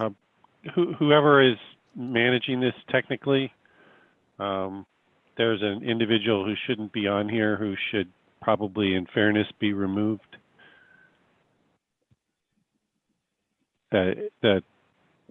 I think we do have somebody from the next go. search firm. Of course, this is a public meeting, but yeah. Thank you, Craig. Okay. I apologize. Last meeting, I logged on. I wasn't not knowing that it was still going. So I did stop my video. So I apologize for that. But okay. Oh, sorry. You're right, Sarah. It's a public meeting. I forgot. Yep. If I can ask a question, you know, it came to my mind as you're talking about the possibility of meeting in person in this era. What has been the practice the last 9-10 months in terms of finalists for different searches you've done? Because that is an element of that dynamic of being in the same room with someone. Can we foster that happening? What's the best practice on that right now? sure, I can't tell you, I can't predict, what the governor is going to say, those type of things, but I can tell you Stockton, Illinois, it was through COVID. What we did in the final, the board meeting and the stakeholder groups, we held them in a larger room. And it was face-to-face. We were in the same room, but it was in a much obviously socially distanced environment. Everyone wore a mask. But personally, if at all possible, I would really encourage that final interview process with the board and even with the stakeholder groups, if possible, to be a face-to-face. And that's what we did with Stockton, and that was in Illinois. And actually, I did 3 of them last year during COVID, and each of them, the final interview process was face-to-face, but again, in a larger environment, facility-wise, than typically would take place. Any other questions?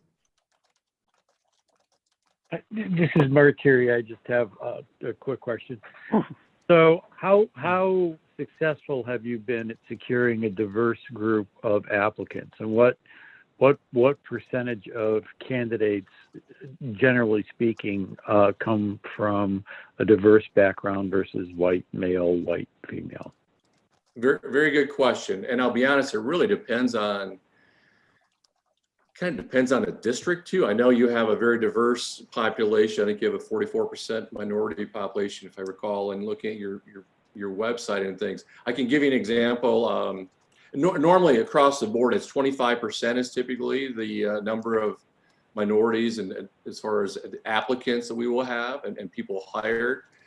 Kind of depends, like for example, La Crosse, Wisconsin, it's more of a diverse community. Obviously Chicago, we're going to have many more diverse applicants than we would in the middle of Iowa or somewhere like that. So it kind of depends on the location too. But just as a statistic, I think it's 25% is the number of applicants typically that are minorities.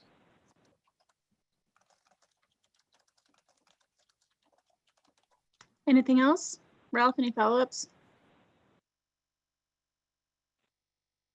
I mute myself on the phone all the time. No, I'm fine. Thank you. Questions from other board members? All right, well, thank you very much, Mr. McAndrew and Dr. Haynes, for joining us this evening for that presentation. Thank you very much. We would really very much enjoy working with you and finding a great candidate. When do you hope to make a decision and what firm you use? Tonight. Okay. Very if good. we can. We have the luxury of Thursday. We have another board meeting as well that we could Gotcha. do as well. Yeah. Well, we appreciate the opportunity. As a former long-term board member, I realize that it doesn't pay a whole lot. So I appreciate all your volunteer efforts and what you've done and all the work you do. But thank you very much for the opportunity. Thank you. We appreciate your time. All right. Take care. Thanks, everyone. Have a good night. All right, Gail, I don't know if you want to try texting our, I think Hazard Young is the next firm.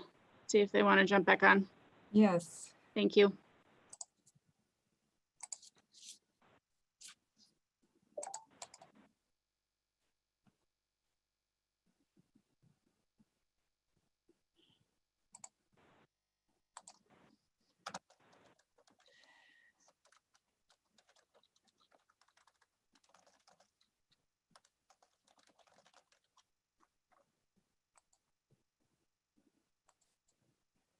I sent them an email and they've been responsive before, so. Thank you.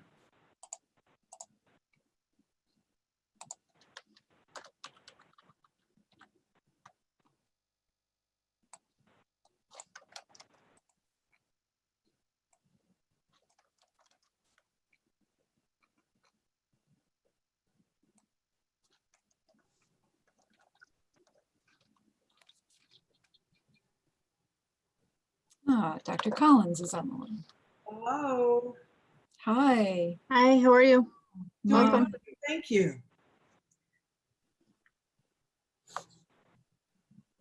I know Max is here also. He's coming. There he is. Okay. Hi, Gail. Hi, how are you? I'm doing well tonight. How about you? You both look fabulous. Good. Haven't How do you you- like my background? Look familiar? A lovely background. Yes. Well, welcome. And Connie, I'm good to share now. Okay, great.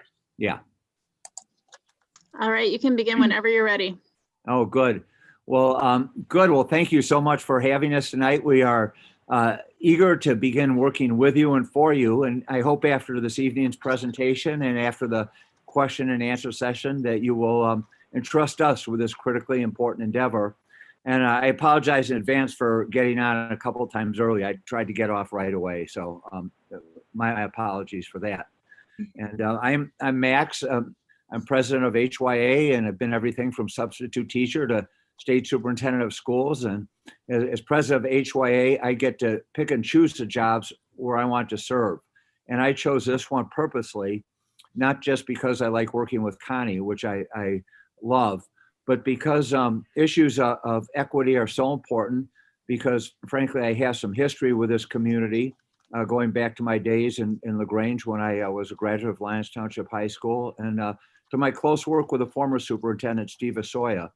And I came to know the district and several of the issues, and I am committed, as our firm is, to finding you the next leader who will be the perfect fit. So I'll ask Connie to introduce herself, and then we'll pull up the slides and get rolling. Hello, I'm Connie Collins and a resident of Oak Park, and I've been a resident since 2005 when I was superintendent of the elementary district from 2005 to 2010. Also have a granddaughter who is an 8th grader at Brooks Middle School and will be coming to the high school next year. So excited about that and a little nervous about it too. But I have been in 3 superintendencies. Oak Park was my second. My last one was Round Lake Community Unit School District 116. And I was superintendent there for 8 years and retired 2 years ago. So I am now back in Oak Park full time and working with HYA and enjoying doing the work of finding outstanding superintendents for school districts. And Connie, I'm going to ask you if you could share, please. I just changed I upgraded my operating system, and I have to do something else to have me share things. So. Okay. Thanks. Okay, let's see here. I wasn't prepared for this, Max. Well, that's okay. We can walk through it as well. So. Okay. Let's see.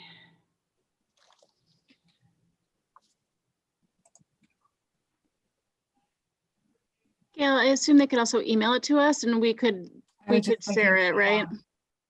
You have it, Gail? If you can, I'd have to search for it. If you know where it is, you can send it to me. Yes, let me do that right now.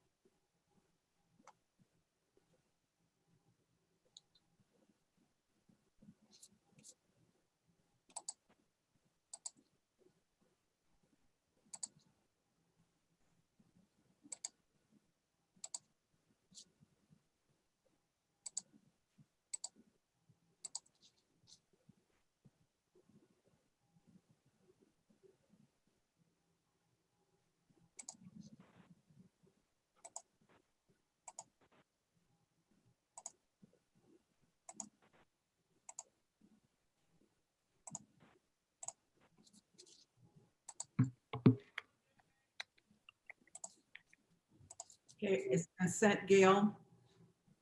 Okay.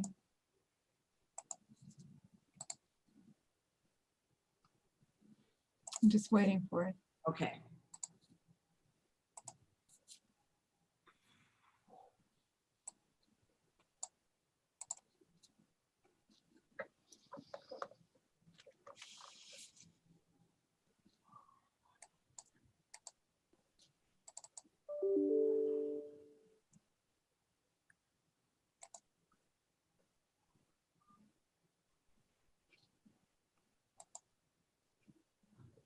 Unbelievable.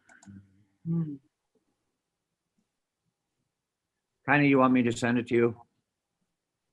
I received it. I'm getting, oh, okay, hold on a second. I think I'm going to be able to do this now. There we go. I apologize. I upgraded my system just before this, and I have no idea why it won't share. So that will be fixed. I think Good. in this era, we've all been there, so no worries. Well, it is. I'm very. I apologize. So, good. Can we just click on the slideshow then, please? Do you see it? Gail, is that you or Connie who's driving this then? It's me, but can you see it? Yeah, No. I can. Yeah, but I see all the email too. So, Okay, let me see. Are you good now? Oh, that looks good. Yeah. Oops, now we see your email. So you'll need to close that. Yeah. Yeah. I have two screens and I'm taking notes on the other one. So what you should be just seeing one screen. Gail, do you want to send it to me? Oh, Jackie, you are a doll. Yes, I will. That would not be Jackie Moore, who has no technical abilities, just I apologize. I really, I wanted to use the your Oak Park River Forest High School for the background. So in order to do that, I needed to upgrade my operating system. And then for whatever reason, it's not letting me share without something which I think I need time to figure out without wasting your time. Gail, we can still see all your emails, just so you know. Yeah. Oh, because I have to stop sharing. There we go. Now you can't see anything, right? Right. Thank you.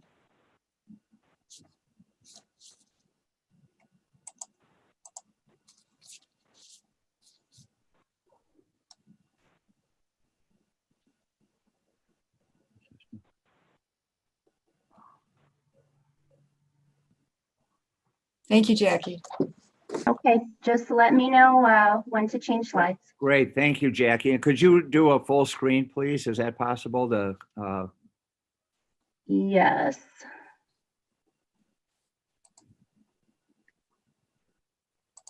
Give me 1 second here. I think as you go through this, you'll recognize some familiar faces pre-mask times. Mm-hmm.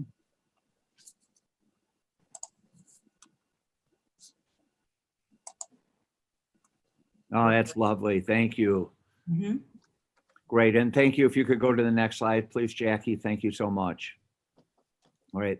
So just very little about our background. We have been in this business for a long, long time and done over 1,400 searches for superintendents, cabinet level, principal and principals. I think what you'll see as we go through is that our consultant team, our back office, our experience with video, and our regular communication are among the many differences which distinguish us. Next slide, please. We have introduced ourselves, so we won't take up any more of your time. But our job is to make your job difficult by bringing you a slate of outstanding candidates, and from which we hope you will have a tough time choosing, but you will find in that slate one who is the perfect fit. Next, please.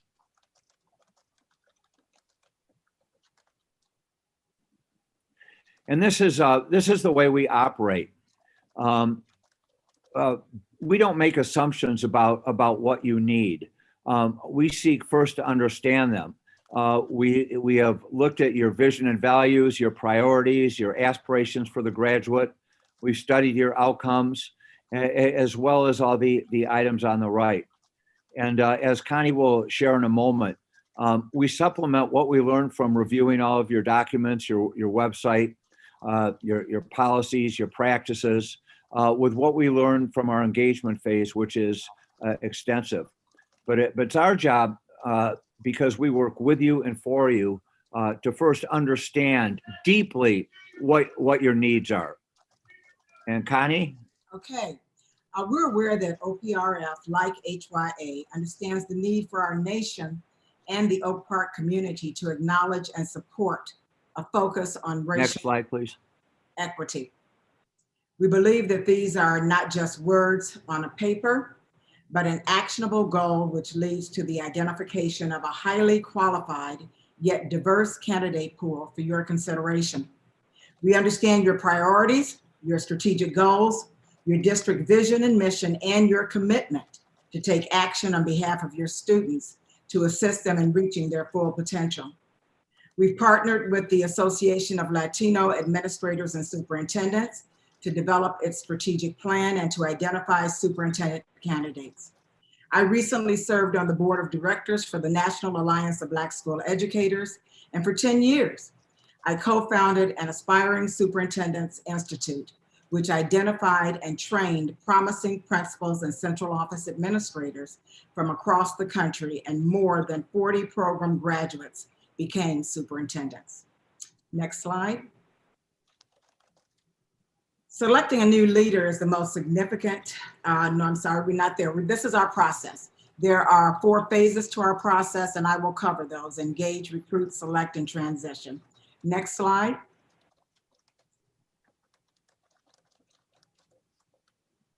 Selecting a new leader is the most significant decision that a board will make.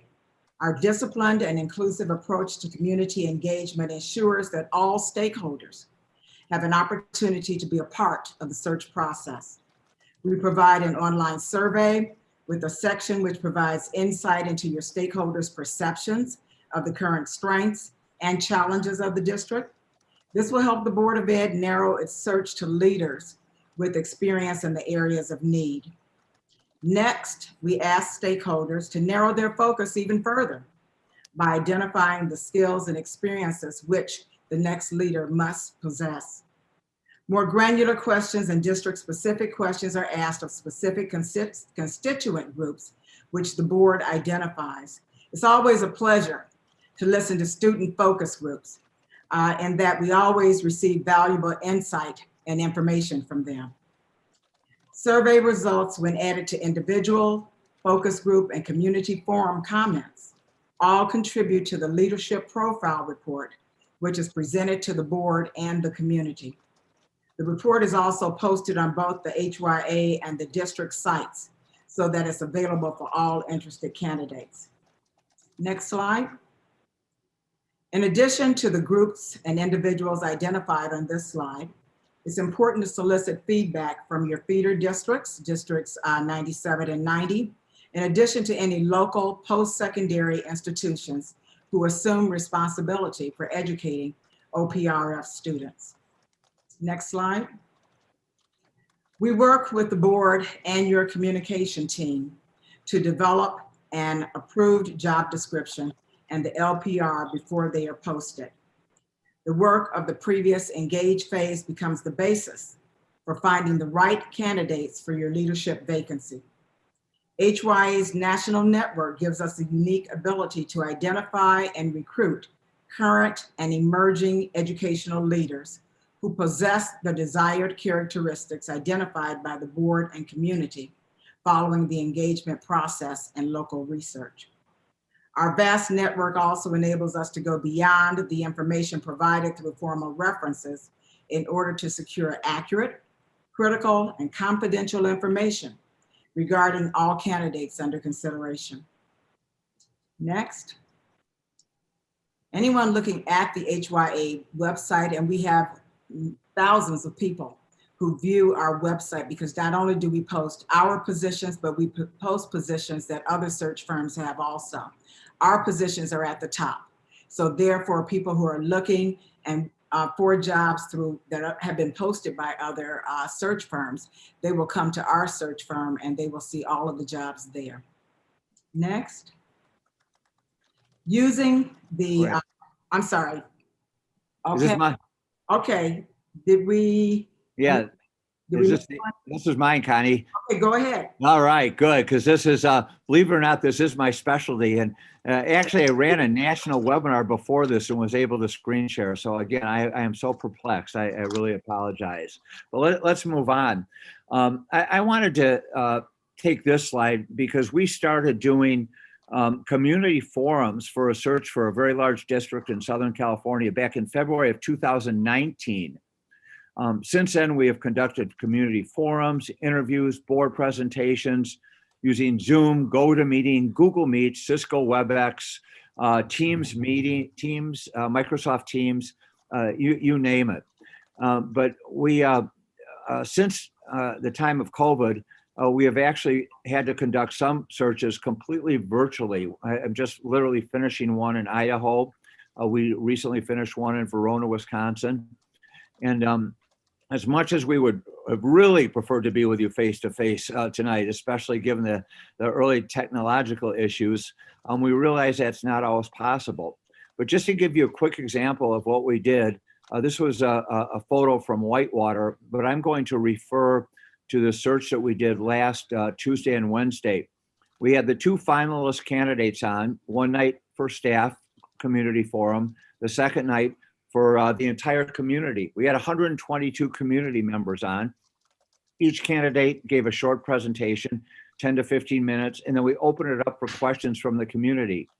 HYA runs those forums, facilitates the presentations, facilitates and monitors the questions, and we ask for feedback from the staff, from the community afterwards. We compile that, we share it with the board, and we have a Spanish translator for simultaneous translation for all this. So we believe that it's as we said, through this engage, whether it's in the engage phase with community forums or whether it's in the selecting of the finalist phase, we think it's important to be able to reach as deeply into and as widely across the community as possible. And we will do a great job for you with this. Next slide, please. Using the leadership profile report as a guide, the HYA team will screen applicants. And usually we get applicants from everywhere. Some of them don't even have the credentials necessarily to be a superintendent, but people will apply for the position. We do the screening of all of the applicants. We take a look at which candidates are qualified, have what you are looking for in your next superintendent. And then we bring the board a slate of 5 to 8 candidates for the first round interviews. This phase also includes a board workshop to ensure that the board is properly trained regarding interviewing techniques and questioning. The names of all applicants, notes, minutes, and agendas are available on the board portal. We will facilitate the interviews and offer a deep third-party background check on 1 or 2 of the finalists. Next slide. HYA doesn't leave the day you appoint your new leader. We help the district through the transition. We begin by meeting with the new superintendent and board leadership to go over the community and leadership profile survey report, as well as other information learned throughout the search. HYA will partner with the board to ensure a successful transition for the school system and new leader, and thus HYA offers a variety of transition services for the board to consider, all done through an analytics research-based approach. Next slide. Max. Yeah, I have it. Good. Thank you, Connie. This is our timeline. And as this is just rough by month, of course, what we want to do is at that planning meeting, develop the timeline to meet your needs. And if you look down to the select phase in March and April, we actually have allocated 3 different rounds of interviews for the board. We're finding that many boards are doing a first round after we bring them a slate. And of course, they can add to or eliminate candidates from the slate for their first round interview, and they'll go right to the finalist. So we think it certainly is possible to have a candidate identified, the final candidate identified by spring break. And so you could negotiate the contract and appoint that individual as early as your first meeting in April. Next slide, please. The cost structure is detailed in the proposal, and we'll answer any questions on that if we need to. Next slide, please. We do have our guarantees, and these are similar to, I'm sure, the other firms. But I want to make a point that we do not recruit candidates after they're placed. And we stand by that. And we have had people who we have placed actually ask us, hey, can I apply for a job? And we say, no, we can't, because we're not, once we place someone there, we are committed to their success. which is why we have the transition meeting with the board, why we check in with them every few months to see how they're doing. And we offer our services to facilitate the evaluations, because your success and that candidate's success is our success. And we think it's important to work together. Next slide, please.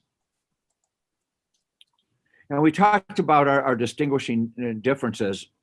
And I think our consultant team's experience, and we talk about being inclusive, transparent, our regular communication, and how our experience recruiting candidates. But I also want to go back to that equity slide. We don't have to go back to the slide, but Connie's point on that. We did the Alice executive director search pro bono. And as part of that, they literally place our advertisements for positions free of charge. They provide the simultaneous translation for us. And so it's these kind of partnerships in this network that we've established across the country that will enable us to bring you the superintendent who is a perfect fit for your district. And whether we do it face-to-face, whether we do it online, we guarantee that you will get a superintendent who will work with you and for you, collaborate with you, and all the stakeholders, the students, staff, the community, to take you through these turbulent times and to a very bright future beyond them. Next slide, please. Thank you for indulging our presentation tonight, and we are wide open for questions and answers. Thank you, Jackie. Thank you so much for that presentation. Board members, who wants to go first? I'll go. I have a couple questions. So thanks for that presentation, Connie and Max. One of the things I notice about your process, different from others that I have been involved with, and sorry, by the way, and I also participated in the search in '97 for Dr. Kelly, as you guys also ran that. But you run a really broadly inclusive, open process. Why that? Why do you feel that that's the way to do it, and what advantage do you think it gives you? Connie, you want to start, or would you like me to start? I think it's people like to know that there's transparency and that they're being heard. Now here again, it's up to the board as to how transparent the board wants to be in sharing information regarding, the candidates. So as I said, we have the board portal where all the information is stored. But in really getting information, you want to engage the community, engage those around to hear what they have to say about what they believe are the strengths as well as the challenges, and also what are the characteristics that they want to see. So that's the big engagement of the community that you see. Now it's up to the board if, when you get down to the finalists, if you want that to be public and you want community involvement in that, or if you want the board solely at their discretion to decide on who the finalists will be in that process. And Craig, we find that broad, extensive engagement really helps us identify candidates that can do the job, frankly. And it really gives us information to develop questions for interviews and help the board identify questions or case studies or presentations. And because we're not going to bring you anybody that doesn't understand the complexities of the community. And we just think when we can hear firsthand through these meetings and through the extensive surveys, we get a better feel for who will be the best fit for you. So the way the process was outlined, the examples that you threw out there, it feels like you're supportive of an open process more so than a closed process. Is that correct? Or is that, I mean, obviously that's a decision of the board, right? But it is a decision of the board. Yeah. And most boards are preferring the open just for the finalists at the end, just for the final 2 or 3, not for the first round of interviews. But the other reason, Craig, that I personally like that, it shows that the candidates have to have some commitment to the district. And we don't want anybody to be a finalist, a final 2 or 3, and then decide, well, maybe this isn't right for me and pull out. And if they are willing to make themselves available to the public, that certainly is the appropriate, what's the phrase, skin in the game.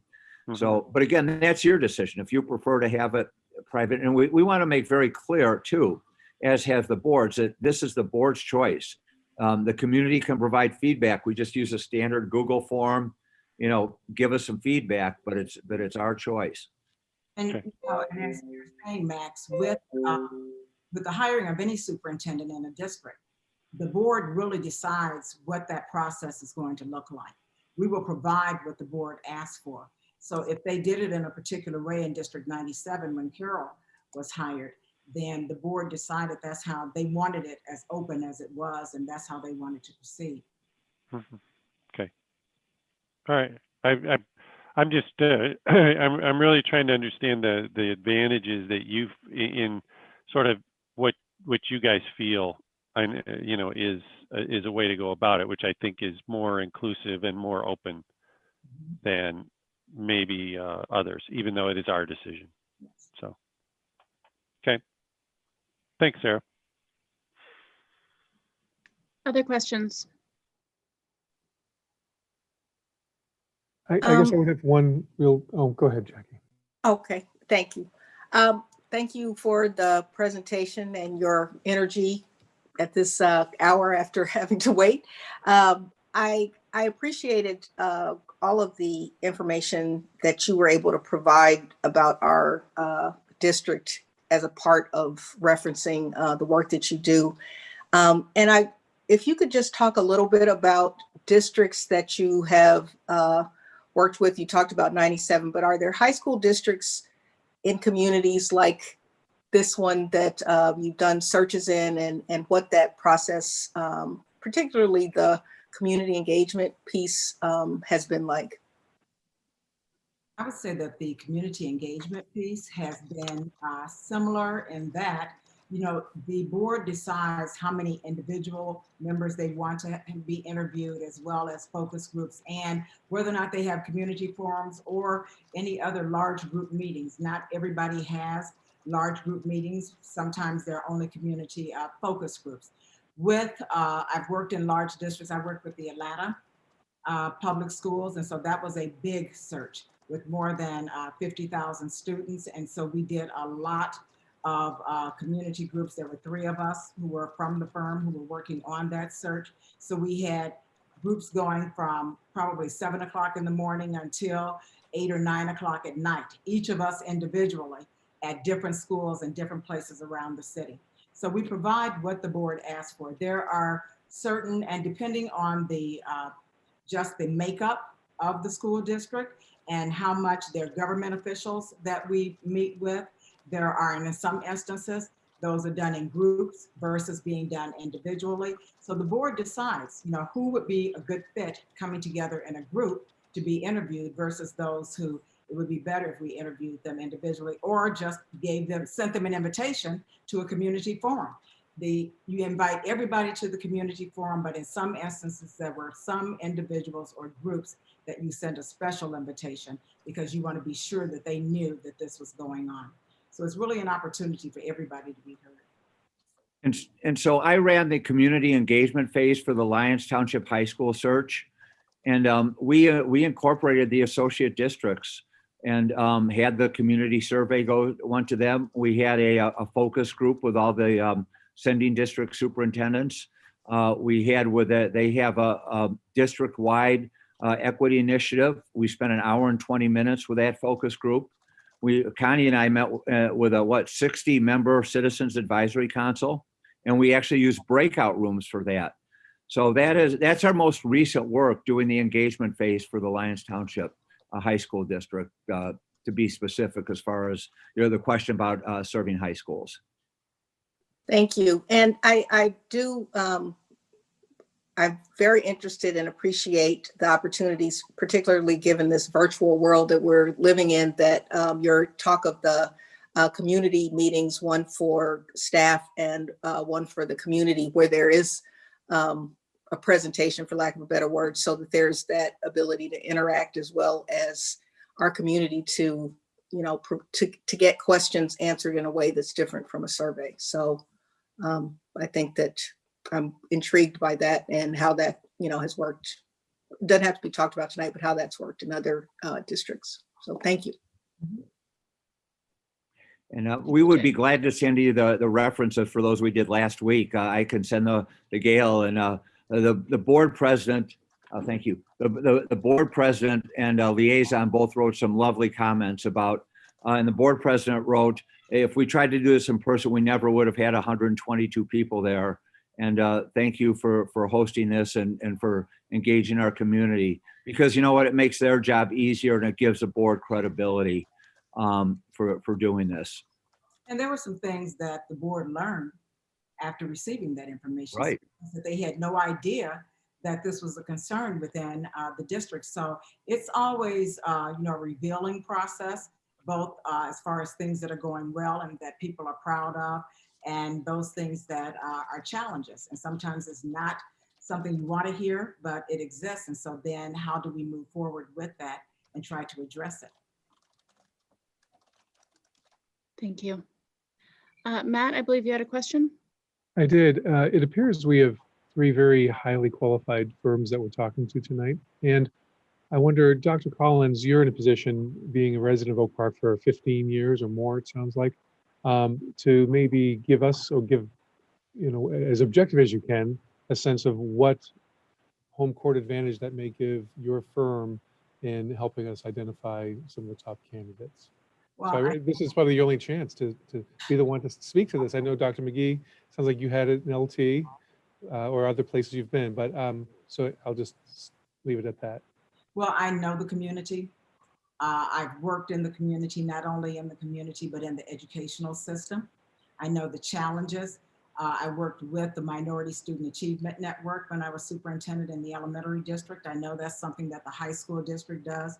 I know that it's been working on equity and taking a look at the opportunity gap has been something that the community has been working on for a long time.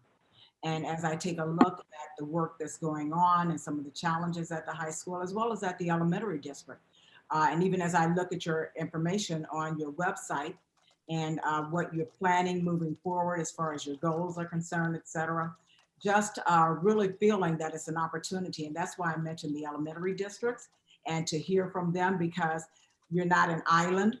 Those children come to you. The question is, how prepared are they when they come to you? Do they feel that, you know, when they come into 9th grade, because 9th grade is very difficult. And I know even as you're taking a look at how you work with 9th graders, that's a special age group, and it becomes really important to see how they are successful. And then after kids finish 12th grade, sometimes we think that we've done a good job with them, and then what happens to them after they leave? Are they successful when they go on to community college, higher ed, or go to Dominican or the schools? What do they have to say about our students? So I am invested in this community because I have a granddaughter who is here. I want to see her successful. I want to see her have the very best education that she can possibly get. And even when I was superintendent in the elementary district, it was important to me. And we were looking at minority achievement at that time. In fact, I had some individuals from some staff members from the high school who were working with some staff members from the elementary district, working with some of our middle school boys, African-American boys, because they needed those role models. And so we were doing something collaboratively there. This was when Sue Bridge was their superintendent. So I think we bring that, my experience, my, you know, the fact that I'm here, that I see this on a daily basis. I think that's a pro for our firm. Okay, thank you. Thank you. Other questions from board members? I just had a question, Sarah. Would we be working with the 2 of you throughout, or would there be other associates invited in, or is there a larger team that would be involved? You would be working, we're your team. And we have our, of course, our network of 90 plus associates, and we use them to recruit nationwide. And we would also provide the Spanish interpretation. She's a member of our team as well. So it's really us and however we use our network to help recruit associates. But what you see is what you get, though. You will have better screen sharing. Thank you. Gina, anything further? No? Tom, did you have questions? No? So I will ask the question that I've asked all night. So as I'm sure Dr. Collins knows, we have a school board election coming up on April, I want to say 7th, but I have a feeling that's probably wrong, but early April. And we do have 4 seats that are up for election. There is a possibility we could have 4 brand new board members. How do you suggest that we conduct this search, knowing that we have potentially a shorter timeline and possibly, you know, a very different board that will be actually working with the superintendent? Do you have any suggestions around how to manage that process? There have been opportunities. This happens here again. Superintendents are hired at a time, and the search is usually going on when changes are taking place with school boards. So that is not unusual. That's something we see in boards and that in different ways. If there are individuals who have indicated that they were going to run for the board, then there have been opportunities for them to sometimes the sitting board decides how much involvement they want them to have and how much information they want them to receive and how much input they may want them to have at the particular time, not knowing who's going to be on the board at the end of the day. And then it also gives the prospective candidates an opportunity to see who they might be working with. So there are different ways of involving individuals who may plan to work to run for the board and where they can be involved in different ways. Right, and we really want to work with you on that. And we've had, you know, I've had 2 searches now in the last 2 years that have happened in the interim elections. And one, they wanted us to even interview the incumbent or the candidates individually. There wasn't a huge election. There were, I think, 2 candidates. There were 3 seats, and I think 5 total candidates. And others said, well, you know, this is our job, and they will, they can take over afterwards. So again, we work with you and for you. You know, Connie and I have both been superintendents, and we've had consultants, and sometimes we wondered, you know, who's working for whom. But we want to make this very clear that we work with you and we work for you, and we'll provide advice when asked. But it's our job to, as I said first, we seek first to understand your needs and your community's needs. And just to sort of as a follow-up to that, so you think our timeline is realistic without compressing the process too much, that we would be able to have a superintendent chosen before the new board comes in at the end of April? Possibly, yeah. I think you could have a finalist, you know, a lone finalist identified. You know, there's always the contract and then, you know, just the board meeting schedule. But, you know, certainly gosh, the one I was talking about in Glendale, California, when we first did community forums, we didn't start that till the end of February and had a candidate the first of May. So in a district of 26,000. So we can certainly get somebody in, I think, identified by April 1st. And, you know, it's a great time. This is a great time. People are looking for jobs. Our website, we're getting 8,000 hits a week. You know, people are writing Connie and me as soon as and that's the other thing, we're ready to get started tomorrow, literally, you know, with a planning meeting. We can get the as soon as the advertisement and goes up on our website, it'll be literally the top of the list. We'll start getting inquiries from people interested. This is a premier job.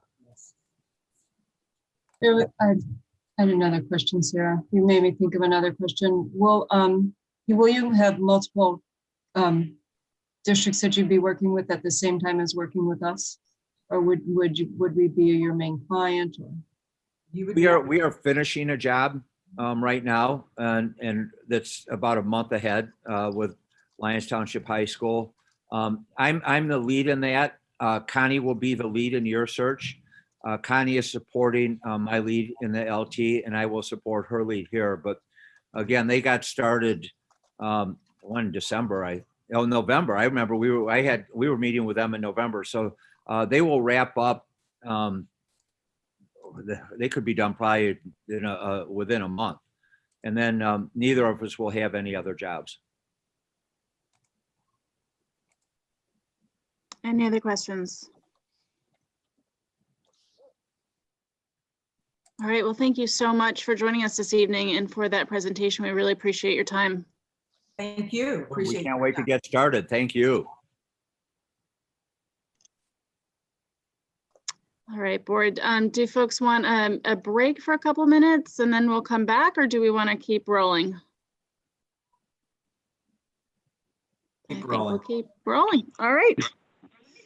Okay, guys. So we have we've concluded our interviews of the three firms. I would like to begin and hopefully end the conversation on who we're going to choose this evening. Although we do have Thursday if people want time to think on it a little bit more. So I will leave that flexible, but I don't know if folks want to start talking about their impressions of the firms or if they had a clear candidate on either end, a firm definitely that not interested in, or a firm that they have as a first choice, however we want to do it.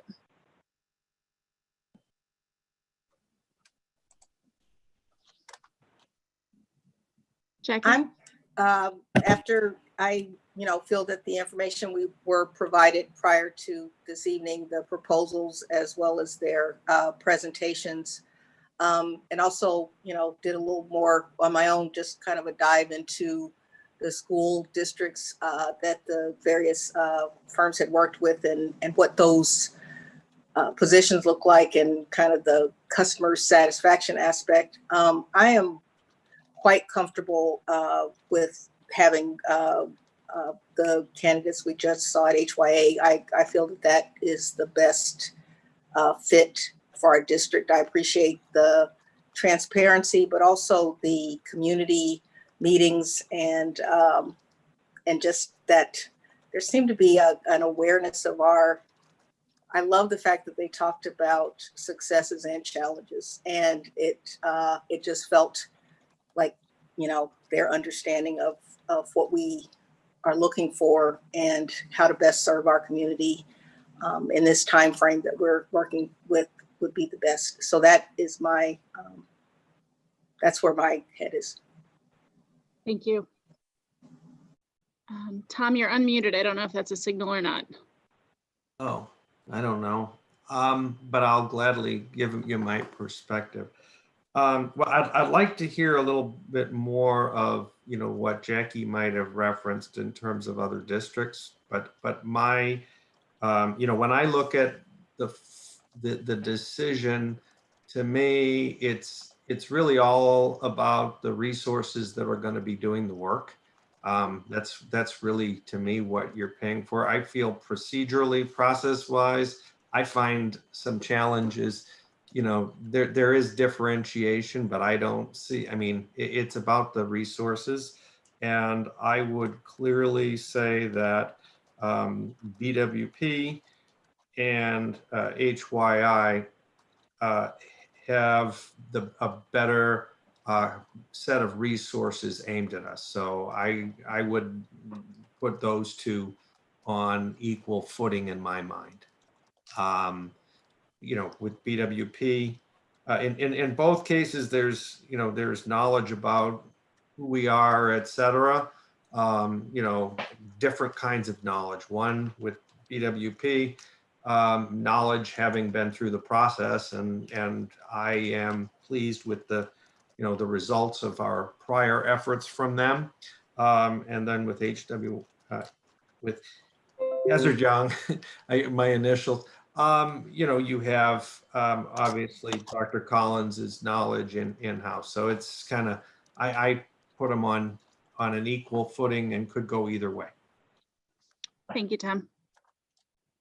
And I'll say, coming in, I had those two firms as tied on the scale, the numbers that I came up with coming in.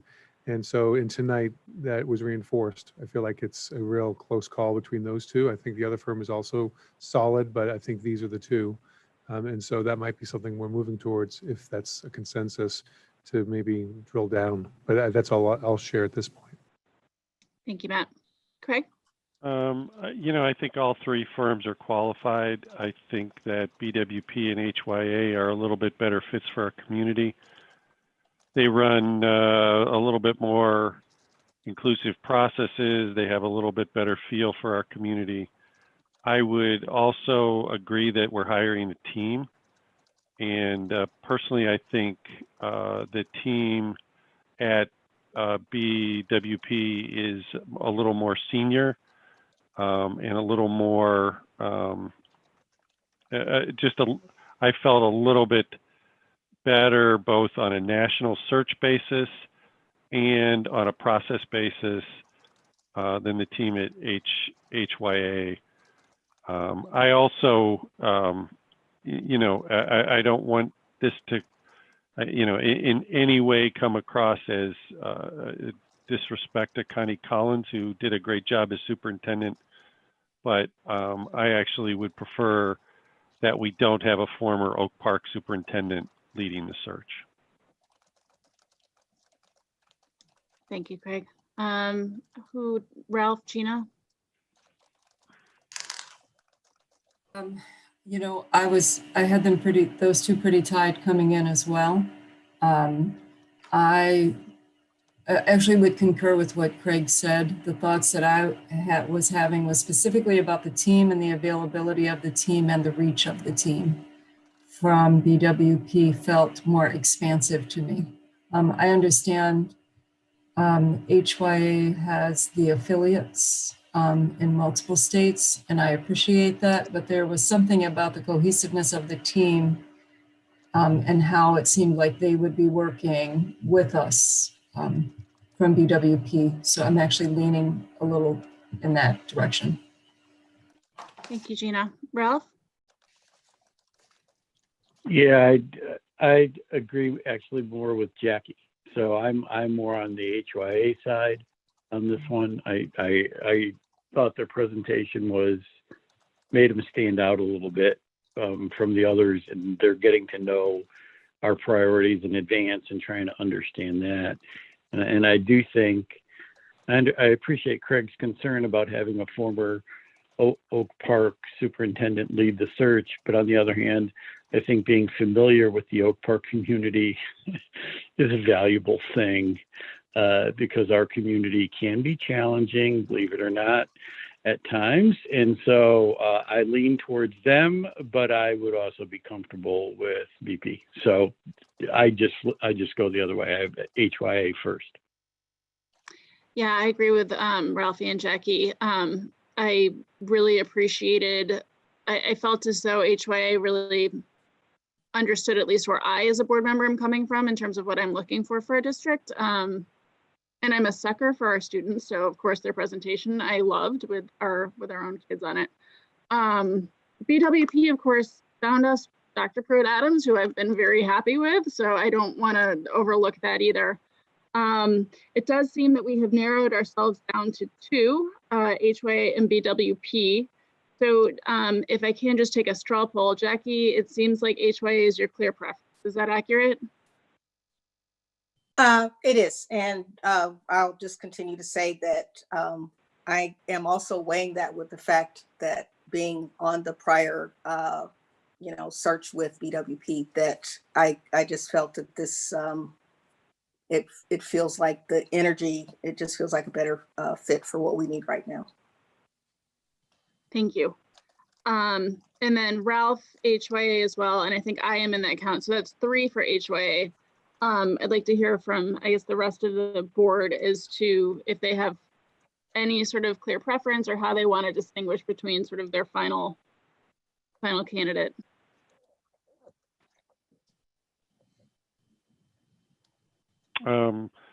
Sarah, I obviously have I have a clear preference, but I think all the firms are qualified. So I don't have any issue with, with going forward with whatever the will of the board here is, because I think we're not going to make a bad choice between the two of them. But I have a preference for BWP. Yeah, thank you. I agree. There are no bad choices at this point. Gina or Matt or Tom, I guess.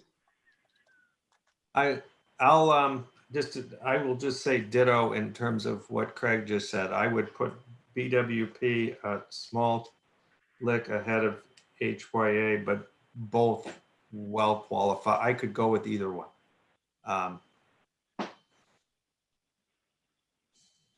Okay. Gina?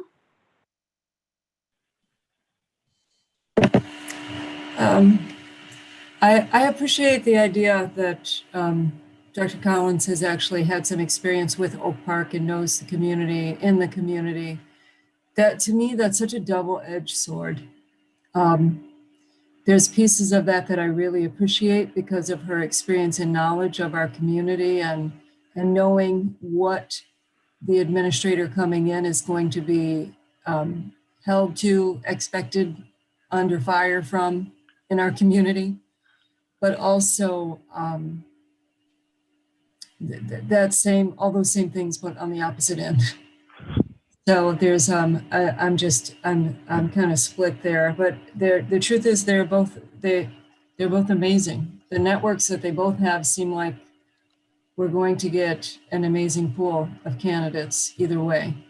So if the group is leaning in one direction or the other, I don't know, my gut still says BWP. And that is just fine. So, and the only reason I feel like I'm forcing people's hands, the only reason is because we do have to have an action at the end of this. So I need to know how to formulate that motion. Matt? Yeah, you know, I'm really, it's, I echo a lot of the things I'm hearing, and the double-edged sword part, it also resonates with me. And not that it, you know, we can isolate any one of these things. And so, you know, there's 3 of you who are on the board when BWP was the firm used to find Dr. Pruitt-Adams. And so I would like to hear a little bit more about those who, you know, where you're leaning based on that, because I think that's experience and insight that I'd like to benefit from to flesh that out more, because I know there's good reasons on both sides maybe to try a new firm, right? Maybe there's something about that. So if I could, that's kind of where I'm at, truly right in the middle. You know, and what's interesting, Matt, actually about the process with BWP is we actually sort of used them twice, right? Because initially we knew we didn't have enough time and we were looking for an interim. And then we, you know, recast the die and obviously ended up hiring Dr. Pruitt-Adams, who had been our interim. But so we did sort of have 2 experiences with them, which were a little different.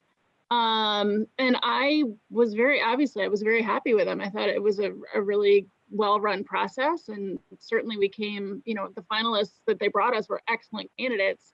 Dr. Pruitt-Adams, you know, she was amazing, so clearly that's where we ended up, but all of the candidates they brought to us were excellent.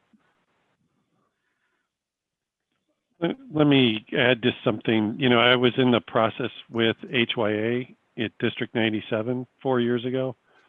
They did a great job, a little different team. I don't have any issues with any of that. And the only issue that I would have come back out of that whole search process with, which can be a result of that elementary districts don't have the pull that we might have as a high school district. But it was the only thing I was disappointed in. We had a great slate of candidates, but we did not have a good set of national look. The candidates were local.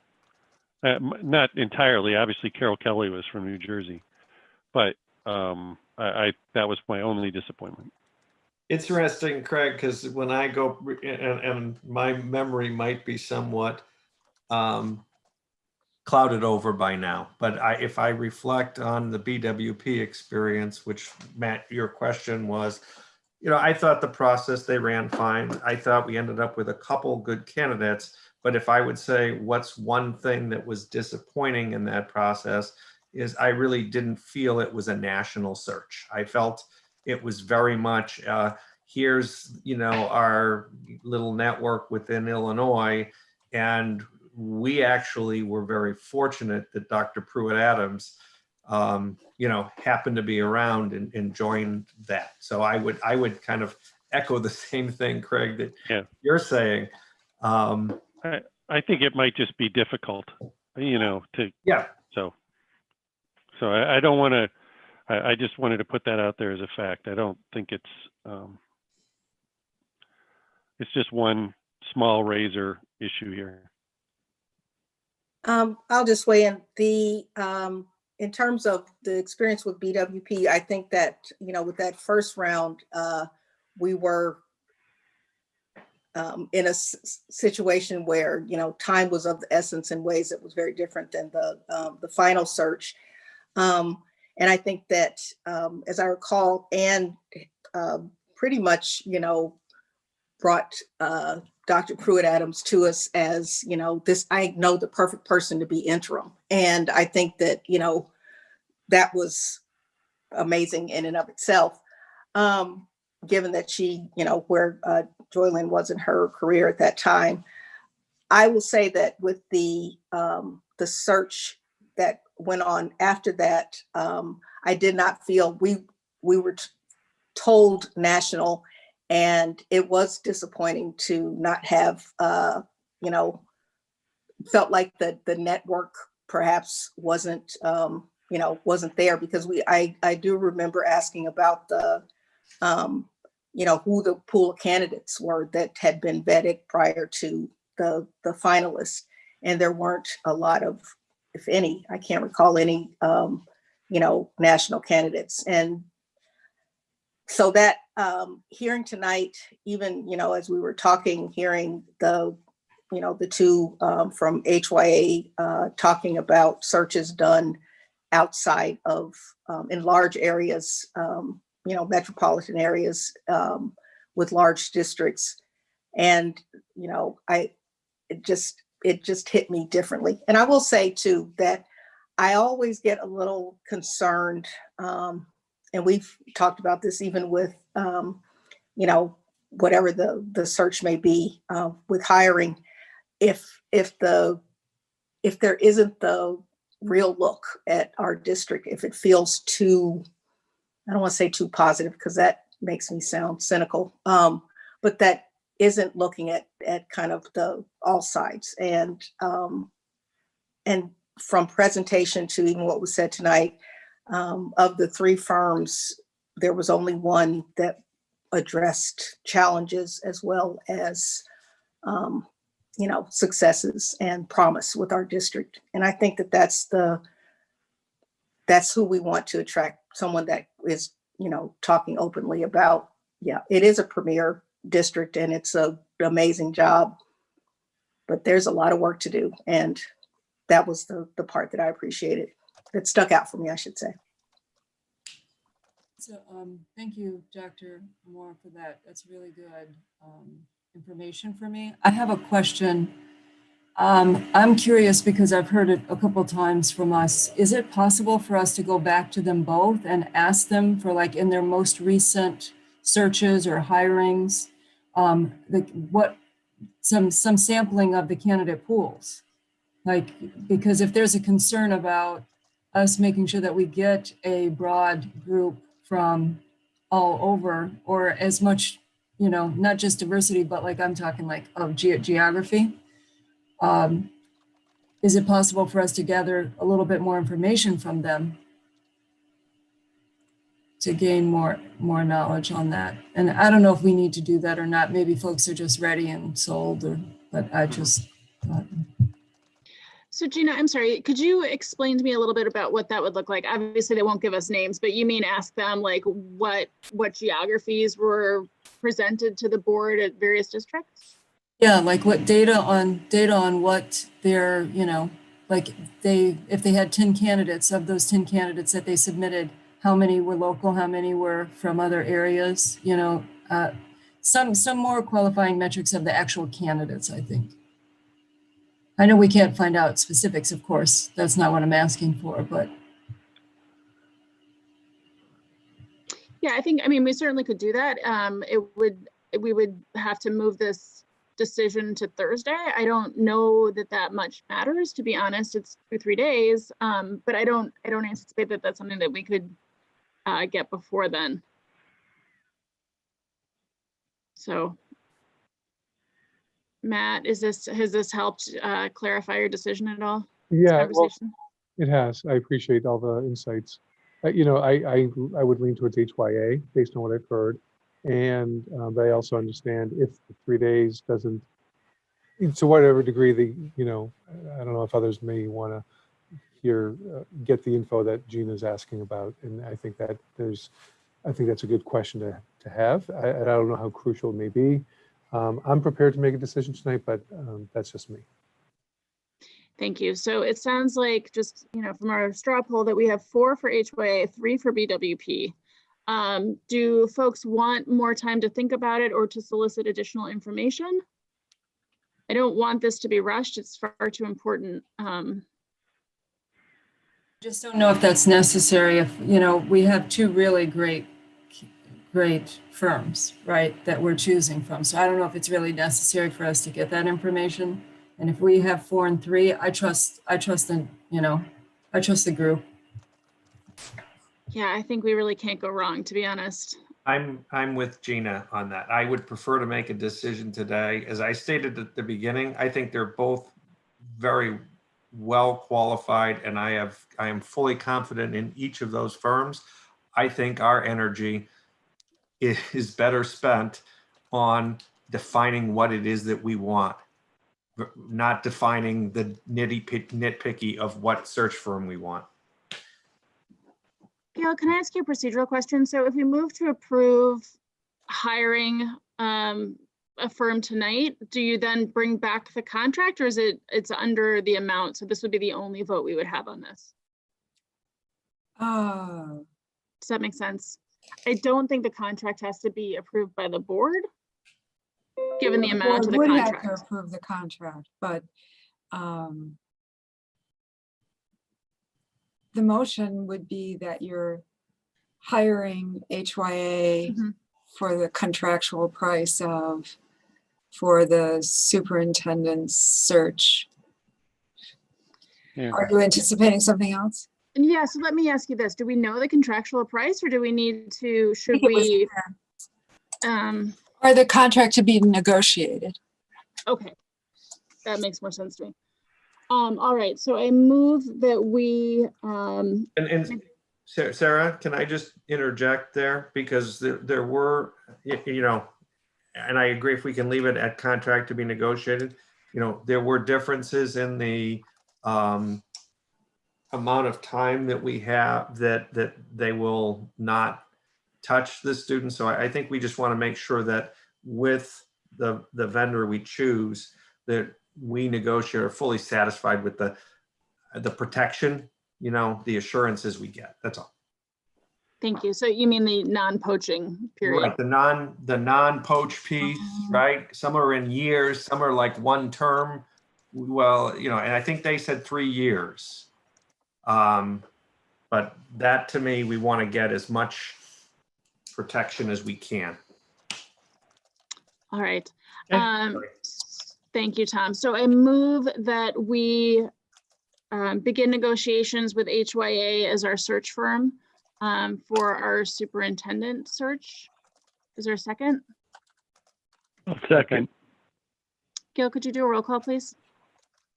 Certainly. Mr. Martiri? Yes. Mr. Barron? Yes. Mr. Isley? Yes. Ms. Harris? Yes. Mr. Kofsky? Yes. Dr. Moore? Yes, excuse me, yes. And Ms. Dixon Spivey? Yes. Good work.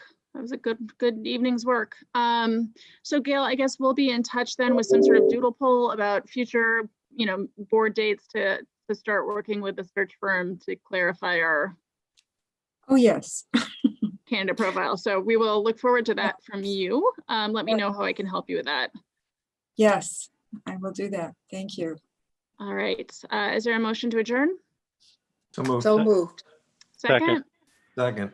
All right. Thank you so much, everyone, for your time this evening, and we will be in touch. Thank you, Sarah. Have a good night.